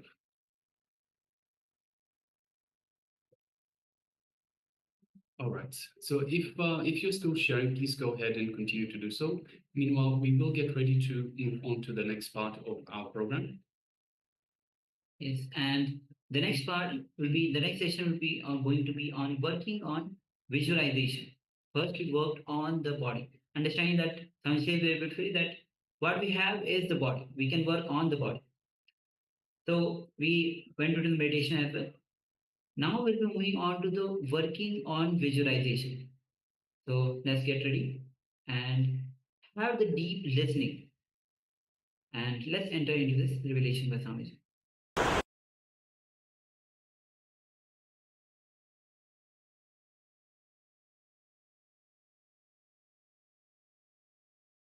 Concepts which I am expressing, all you must have heard if you attended Gita, or if you attended any other discourses. But now I am making the whole thing into, as on now, practical experience by adding meditation techniques to it. I am making the whole. We don't live using our whole body. We live like a ghost. A small example. You all must have walked, you all must have went out. Did any of you feel the coolness of the earth? Now after me telling, you will remember. When you walk, you don't feel. You became insensitive to some parts of your body. Same way, if somebody touches ear, you will know. But if somebody touches ear, you don't have the same sensitivity. You don't have the same sensitivity. One thing, if you see the kids, you can see they will have the same sensitivity what they have in the face and in the feet. They will have the same sensitivity, same shining will be there. But in our case, both will not be shining, that is different. That's why I always tell people, have you seen a single ugly kid? You can't. Have you seen a single grown-up beautiful man?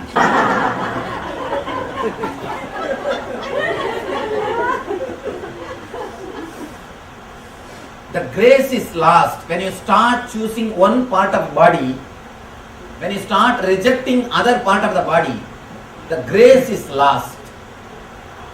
First thing, when you suppress the left, this starts. We condition and teach to the kids to suppress the left. That's the first thing. From there only the suppressing some parts of the body starts. Then by and by, you start suppressing and you stop living using the whole body. You start living only with one part of the body. Now, usually we live like a ghost only. For example, if I ask you to remember you, close your eyes and just remember your name. You will remember only bust size of yourself. I just ask you to remember, closing your eyes and remember you. You will remember only this area. You don't remember you completely. Why? This is not you. Leg is also you. Hip is also you. But you remember only this portion. You don't remember the whole body because continuously you live only centered on this upper body.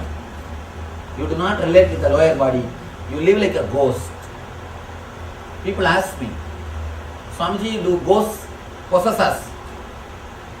If you don't use your whole body 100%, naturally what do you think? After all some 60% and nobody is there to ask rent also. Why not go and stay there? Why not go and use your stay there? After all it is empty, nobody is living.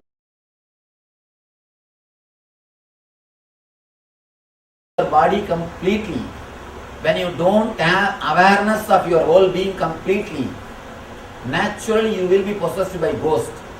May not be the ghost which gives trouble, the negativity. Negativity is your own part, which is not under your control, because you don't use your whole system completely.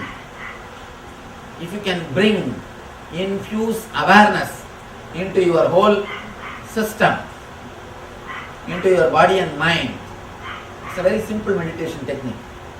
It's a very simple meditation technique, but very powerful, very powerful. I wanted you to do at least 15 meditation technique in this tool, completely centered on your body, on your system. Let me explain the technique. It's a two-part. First, you will tense your body from toe to head. From toe to head, part by part, inch by inch. Please understand, when I ask you tense your feet, visualize as if your feet is like a bean bag. Have you seen bean bag? Visualize, don't think it is a solid thing and it is not solid as you think. Please be very clear, your body is not solid. It is pure liquid and energy. It's a pure energy. That is why healing is possible. People ask me, Swamiji, how do you heal so many tumors, so many diseases? Please understand, you think body is solid. That is why you think it's a miracle, but it's nothing. It's a pure science. Just pure science. How doctors do surgery? They do it physically. Meditation does it in the energy level. That is why any disease related to psychosomatic, meditation just completely heals it. And it disappears. It just disappears. I always tell people, disease related to Annamaya Kosha means the to grass. Those things need surgery or allopathy. The disease related to psychosomatic level, energy, straight away can be healed by meditation.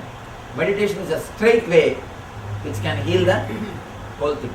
Now, let us center yourself into your body. This is what I call swastha. In Sanskrit we call the health. The word for health in Sanskrit is swastha. Of course, this word is not popular. That's why I used the word arogya spurana. Otherwise I would have used only swastha spurana. That's what I wanted. But this word, even my ashramites, when I asked them, they said, we don't know this word, Swamiji. That's the reason I did not use. Even the word arogya is not full. Swastha is the right word. Centered on yourself. Completely centered on the being. That's the right thing to be done. Yes. Now, I think it's time to do the meditation. You will stand up and tense the body part by part. I'll guide you step by step. When I ask you to tense the feet, tense the feet. Visualize them like a bean bag and just squeeze them mentally. And you will see immediately they are getting completely up. You are infusing awareness into that part. You are infusing awareness into that part. One more thing. All pain happens to you because you don't give enough attention to your body. When you don't give attention to people, they will naturally create pain for you. Same thing body also does, nothing else. Same thing. When you don't give attention to them, naturally they want attention. All sounds which you hear in the kitchen when you sit in the sofa is attention need. If you are hearing some loud noise in the kitchen, asking for attention. And body is also asking for attention. Now, we are infusing attention into that part. When you do this meditation, when you do this visualization, of course this can't be called as meditation. See, there are few categories, like a hotel, motel standard. If all those things are there, only then it can be called as hotel, otherwise it's a motel. So, that's why I told the last thing which we did is a kriya. It did not have all the components of meditation. Meditation technique, by its own right, it must be able to give you physical, mental and ultimate enlightenment. But these techniques will not give you enlightenment by its own right. They will just create only health. So these are all called like a kriyas and visualization techniques. So the technique which you are going to do now also like a motel, it's not hotel. They don't have right to liberate you on their own. They will not be able to take you to that extent. Just visualize that part of the body as a bean bag and squeeze them mentally. When I ask you to come to the next calf muscle, come to that area and forget the feet and squeeze the or tense the calf muscle area. When I ask you to come to the knee, then come to the next level. Step by step, infuse awareness into the whole body. This is the first step. Second step, very important thing. According to Ayurveda, we believe every part of your body inhales and exhales. Every part of your body breathes. Please understand, you do not breathe only through nose. Every part individually breathes. That is why people who have mastered the breathing technique, the yogis, they will sit under the cave. They will sit inside the underground where there will be no air circulation. They will stay there for 3 days, 4 days. I can give you one VCD where in Kumbh Mela, so many sadhus, they will bury their head inside and stay there for 3 days. They will sit inside underground. They will stay there for 10 days. Something like that. No possibility of having the air. No air circulation is possible. But they will be able to sit because every inch, every energy center of your body directly takes akash energy, ether from the space. It inhales and exhales. The second part of the meditation is based on that concept. The second part, visualize as if every part of your body is inhaling and exhaling. I will guide you step by step. Please don't sleep. Please do not sleep at the time of meditation. That's the reason I ask you to stand up and do. And usually these lectures are very good. People, you see, whenever I give a just lecture, thousands of people gather. When I give meditation, even when we give free meditation, only one 30% people will gather. Maximum 30%. I asked them, why? Why don't you want to come? Why you don't want to come for meditation? Lecture means you can just sit and listen, Swamiji. And you can tell whatever you want. We can also do whatever we want. You can just sit and listen once in a while.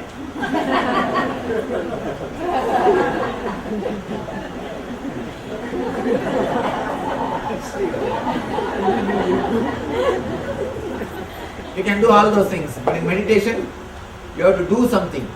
That's the reason people don't want to come for meditation. But please do not sleep at the time of meditation.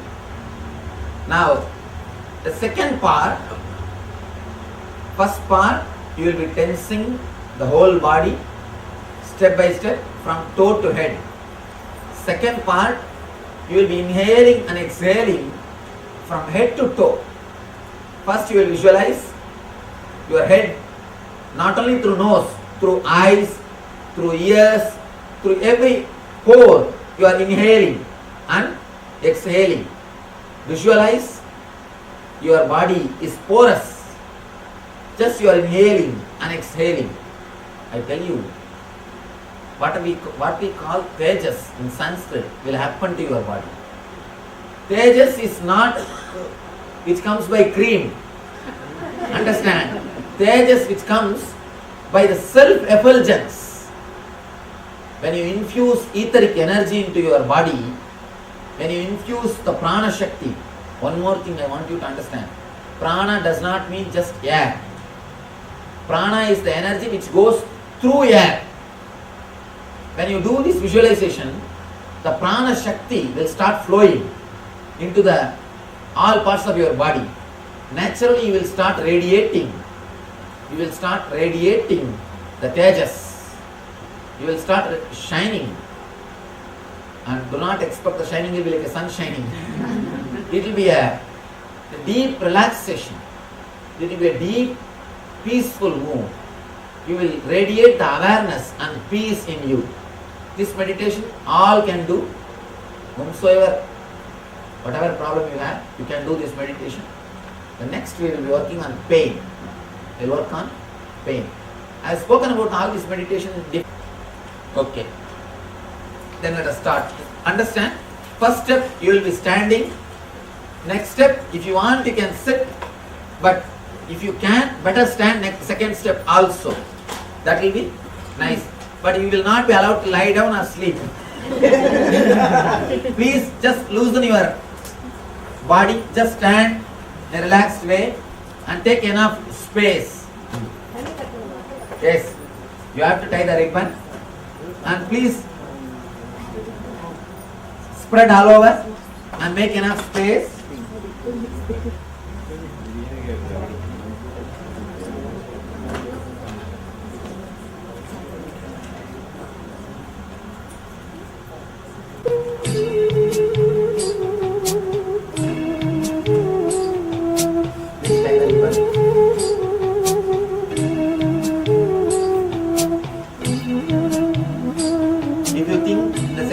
You have to sit, and if you can't sit in the ground, you can stand near a chair, so that second step you can straight away sit on the chair.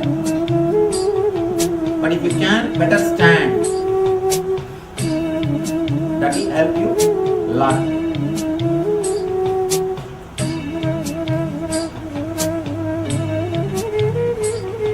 Please inhale and exhale as slowly as possible. As deeply as possible.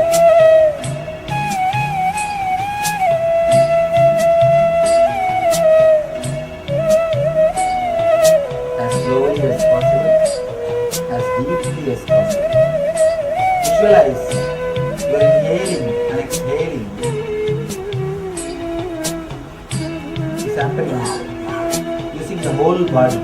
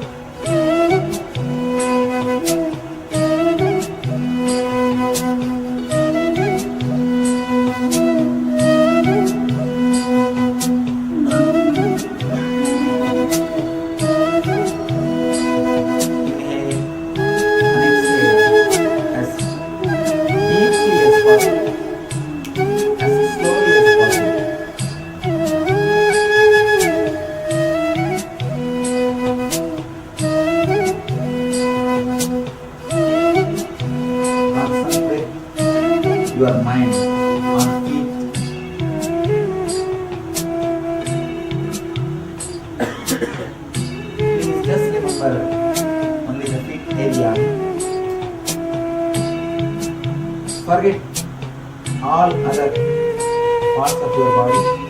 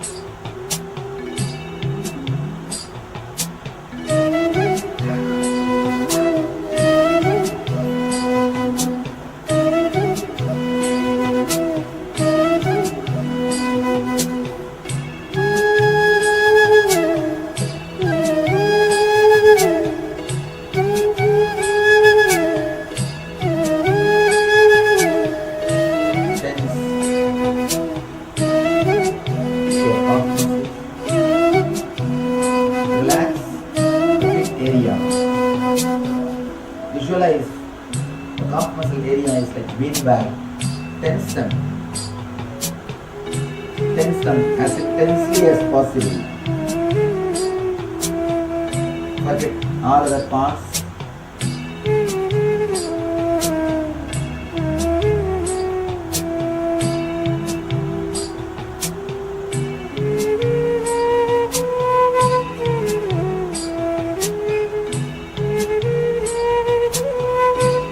Come up to the chest level. Come to the Anahata Chakra. Come to the chest area. Tense the Anahata area.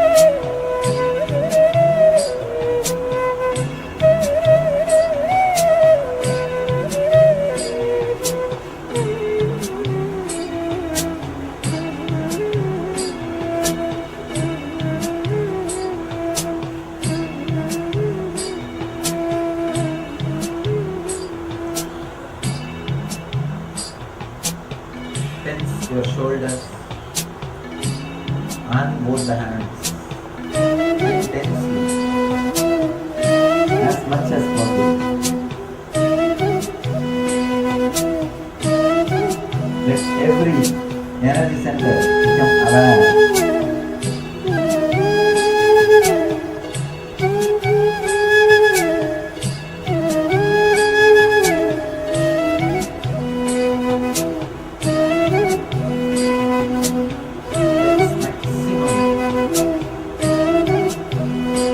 Maximum effort.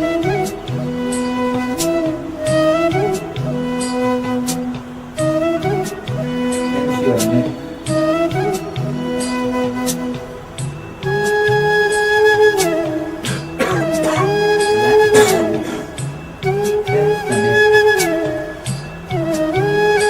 Visualize it's like a beanbag. Intensely tension.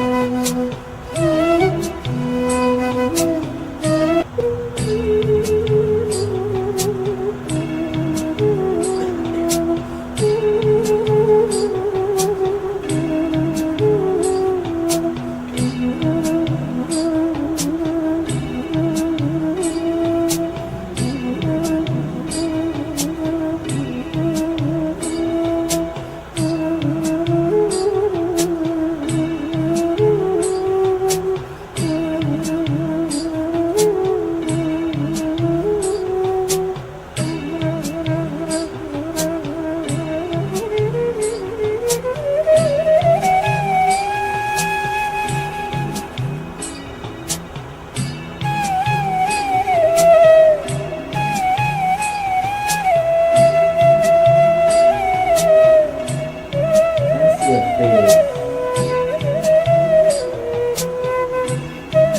Tense completely, intensely your head and face. Visualize they are like a beanbag and intensely tense them.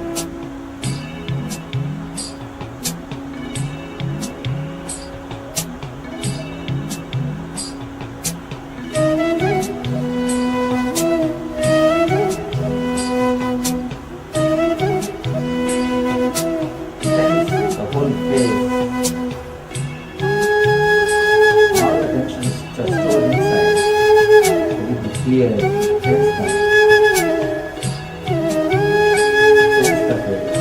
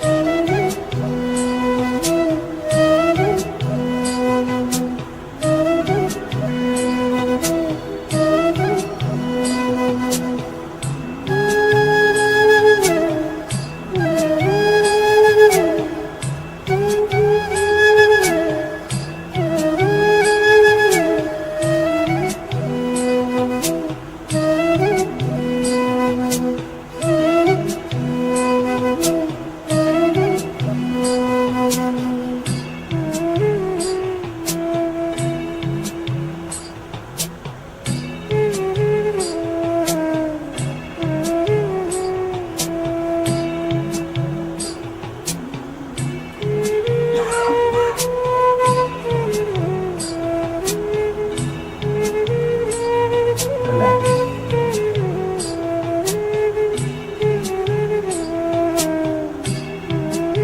For a few seconds, relax completely.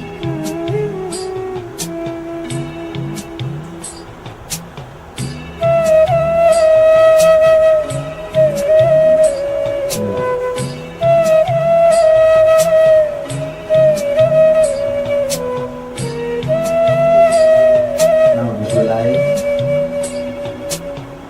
your head is inhaling and exhaling.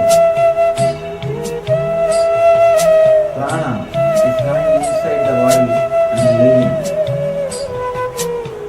Your head is porous. Through every pore, you are inhaling and exhaling. Visualize your head is porous and you are inhaling and exhaling through every pore.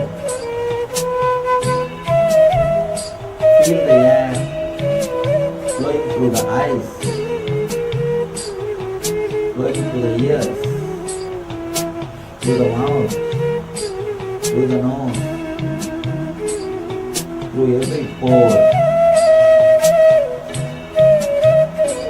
Inhale and exhale.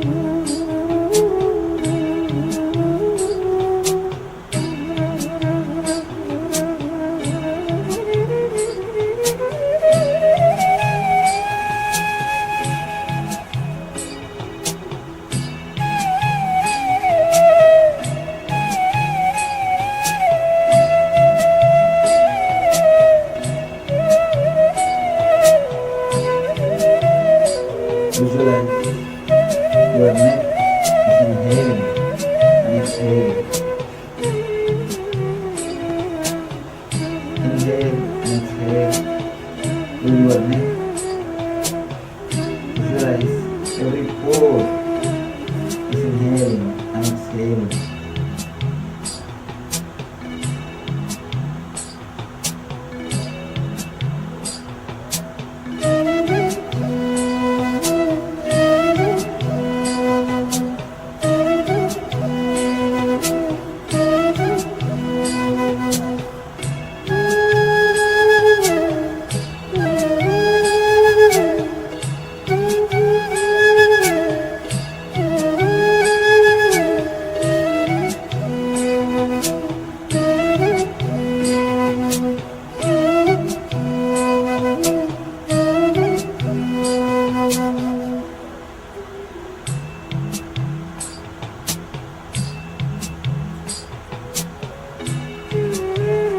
Inhale and exhale through your hands and shoulders.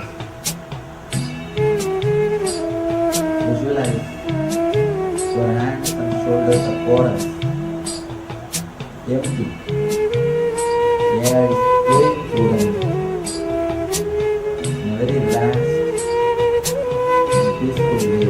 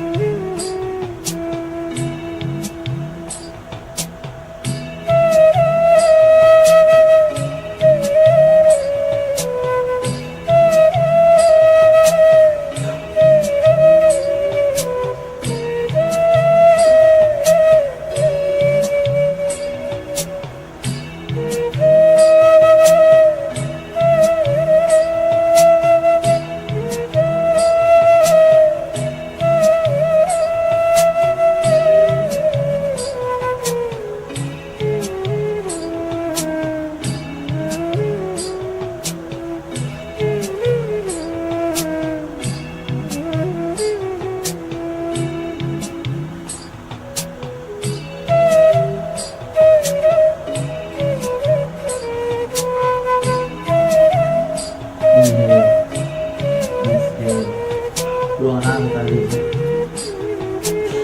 through the Anahata center, chest region. Visualize every pore is inhaling and exhaling.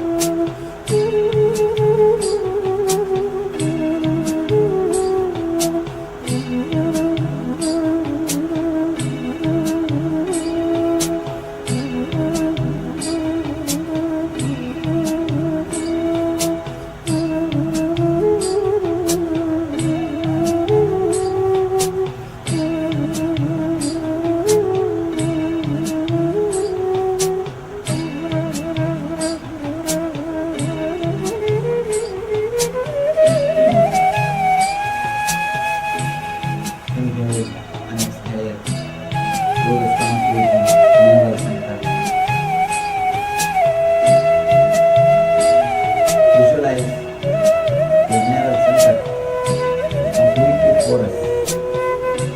Inhale and exhale to every inch.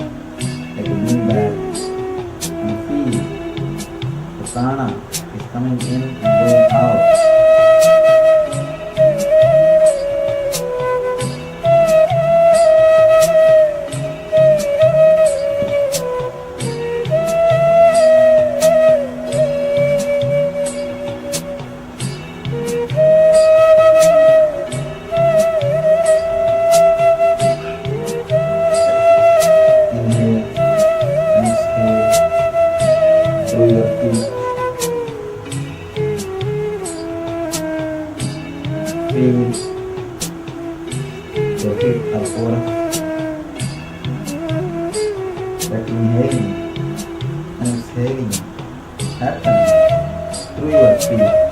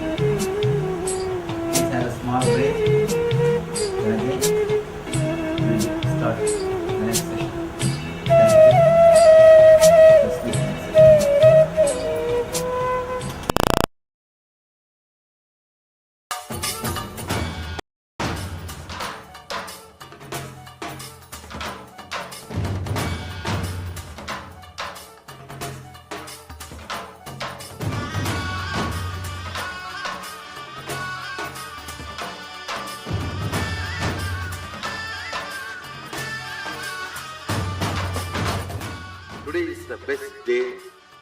Sadashiva appears for Brahma and Vishnu early morning in the form of light shaft. Means the consciousness which is beyond time and space enters into time and space. Sadashiva declares, let me become many to celebrate myself. So morning we celebrate he becoming many. You can see every deity, every god, we go and light the lamp. So each, the Sadashiva himself becomes many. So whole campus we went round. It was such high energy. So again the many becomes one. Not only spiritually, even socially, this celebration forms a very important part of my life. Because this is the only celebration I enjoyed from my birth, at least in this body.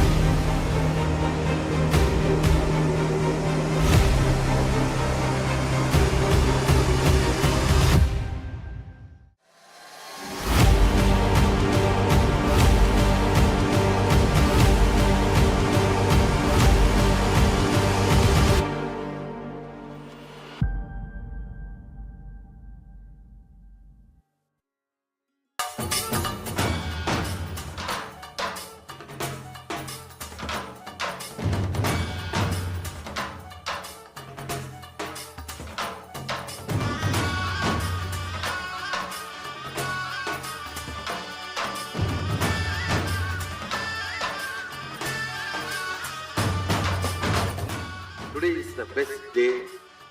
Sadashiva appears for Brahma and Vishnu early morning in the form of light shaft.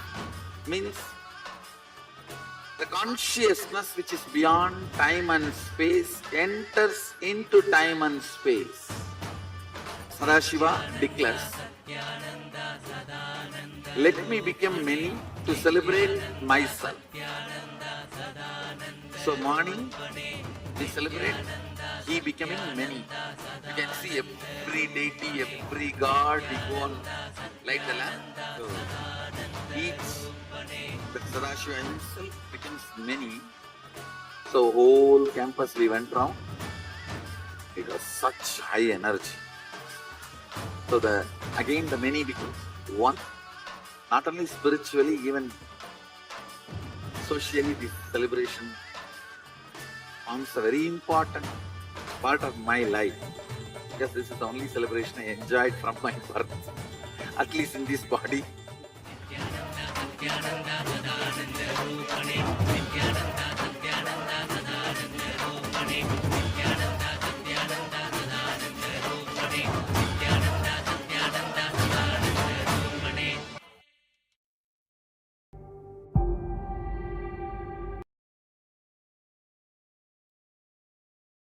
Nitin, all of you.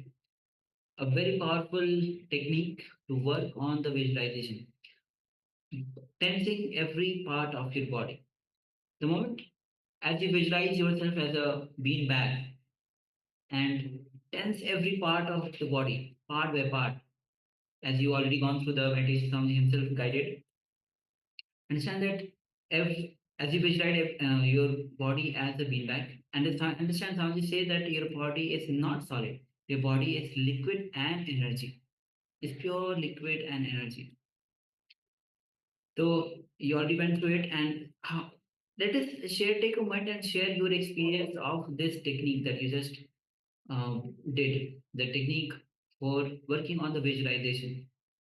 And then you visualize every part of your body is inhaling and exhaling through every part of your body. Some give example of how sadhus, um, they will put their head under the ground. There's no way their will be there. But even though they are alive, they are breathing because every part of your body, including the eyes, nose, head, legs, feet, actually breathes. And sun says when through air we inhale the prana, we take the prana. Prana is the life force, the energy. Through that prana shakti, when we breathe through every part of the body, that only pushes to and this technique, especially when you do this technique, it pushes the prana into every part, every single part of the body, which gives you the deep relaxation, and you'll radiate peace and grace. When every part of the body has the prana, the life force, which is the prana shakti, the vital energy that you take while breathing, you'll have deep relaxation and your body will radiate grace and it will radiate peace. So, with this, now we'll be entering into the Kriya.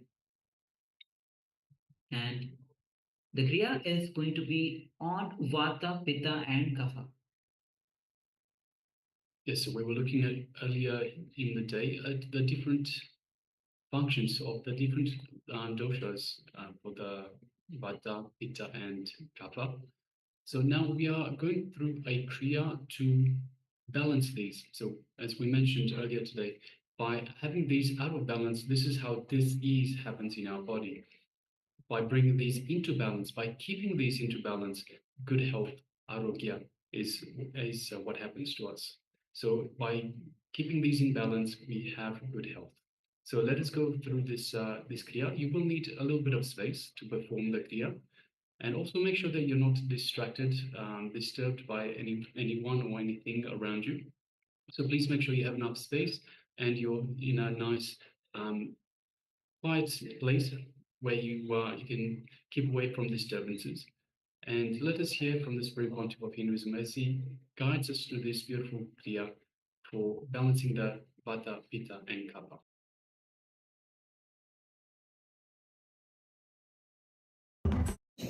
Today we are going to do second technique to balance the Vata, Pitta and Kapha. Today we are going to work on verbalization, sound and visualization, light. We are going to add visualization into your meditation technique. Very simple change. First step, same Vajrasana, put your hands on the hip and chant the Humkara from the navel, from the Swadhisthana. You should come as deeply as possible and as loudly as possible. See, it will literally cleanse the whole pitta energy. Chant the Humkara. Then second step, bend the body and let your forehead touch the ground. Chant the Humkara same way with visualization of white light flowing from your Swadhisthana. See, when you add visualization, you don't know how much work you are adding to your inner space. It's workout for your mind. Just like a physical exercise, it's a mental exercise for your mind. So that it will be fresh and alive to go through all the meditation techniques. First step, sitting in Vajrasana, have your hands on the hip and chant the Humkara from the navel. Second step, bend your body, let your forehead touch the ground and chant the same Humkara, H-O-O, Humkara sound, but add visualization. Add one more thing. Visualize as if a white light is flowing from your Swadhisthana towards the whole body or just towards your head.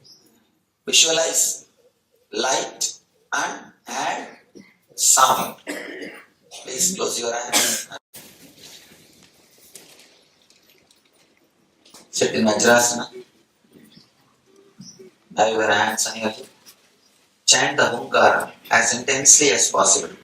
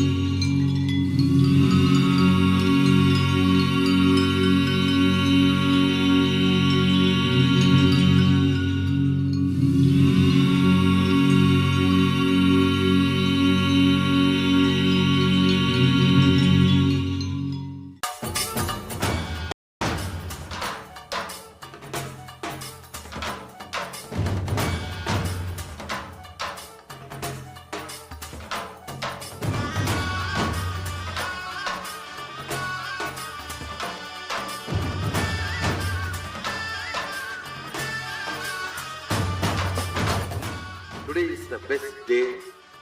Sadashiva appears for Brahma and Vishnu early morning in the form of light shaft.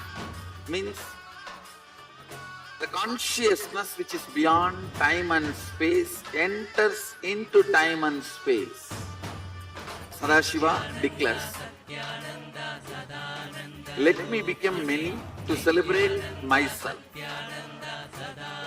So morning we celebrate he becoming many. You can see every deity, every god, we go and light the lamp. So each, the Sadashiva himself becomes many. So whole campus we went round. It was such high energy. So again the many becomes one. Not only spiritually, even socially, this celebration forms a very important part of my life, because this is the only celebration I enjoyed from my birth, at least in this body.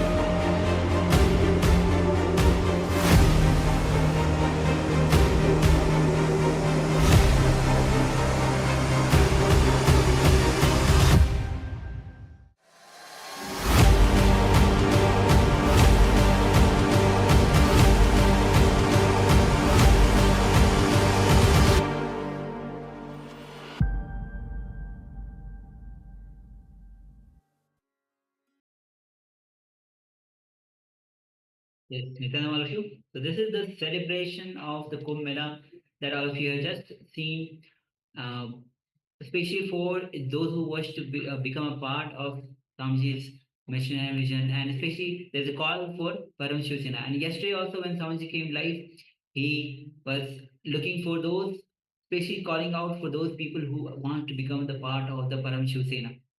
Paramashivoham is the closest to Swamiji. Those who want to become part of this Kumbh Mela, which is happening in next year, preparation is already been started. The preparation for the Kumbh Mela, those who wish to become part of this Paramshivasena, you can reach out to us. We'll be giving you the further details. And with this, now we'll be moving on to the next session, which is going to be on the power manifestation. And today we are doing the power manifestation of body scanning. So you'll be scanning your internal organs, and in this round, so let's prepare ourselves. Sanji said very beautifully. When we are in touch with the nature, when we are in touch with our own self, we can scan our own body, and any healing, any issues that we have in our body, we can diagnose it and heal as well. All right, so let us get ready for this power manifestation. So body scanning, we will do the scanning of our internal organs once again. So requesting everyone, let us sit comfortably with the head, neck, and spine in a straight line. And let us just take a few deep, long breaths in and out. So just follow me. With every deep breath out, I want you to breathe out all the stress, all the worries, everything that might be playing on your mind. So we're just going to come to a more and more relaxing state, more and more a state of relaxation, of restful awareness. So with each breath out, so let us take a deep, long breath in. Let's follow along and breathe out. Then breathing out all the stress, all the worries, all the thoughts that are in your mind. Getting a long breath in and a long breath out. With every breath out, we become more relaxed. Long breath in and a long breath out. And let us just unclutch. Let us become a witness to anything that is still out there in our mind. Just unclutch from every thought, every emotion, every restlessness, every worry, anxiety, any distractions of the outside world. Let us just unclutch from the radio, the TV, the phone. Let us just be in a restful awareness as we perform this power manifestation.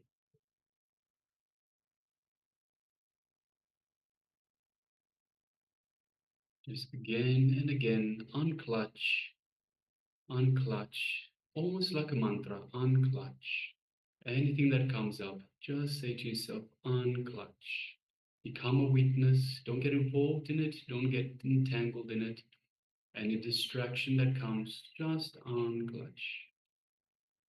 Again and again, come back to the space of restful awareness.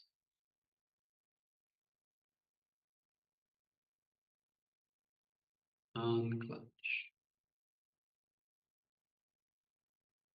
Unclutch.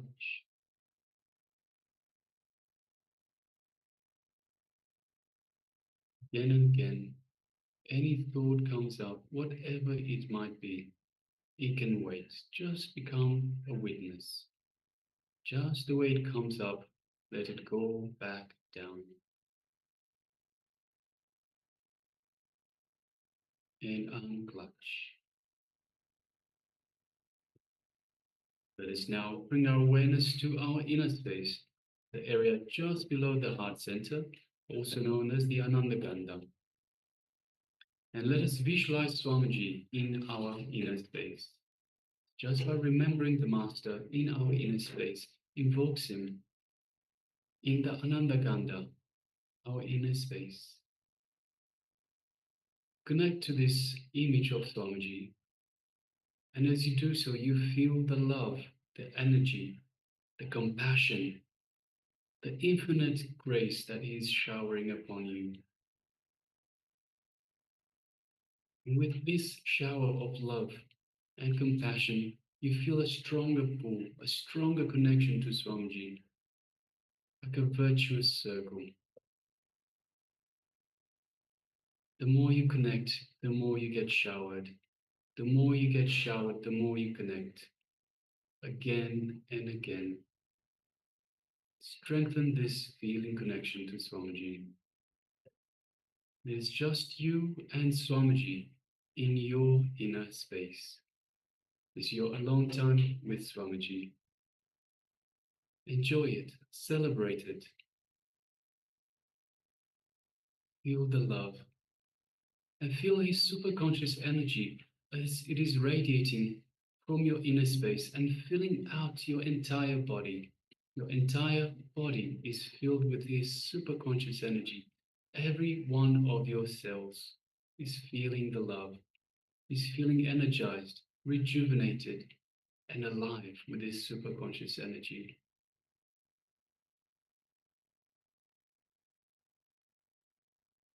Just take a moment and feel all of that in your inner space and throughout your entire body.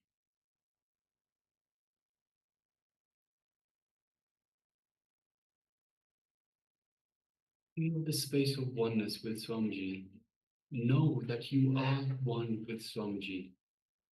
You are in oneness and you are one with Swamiji in your inner space.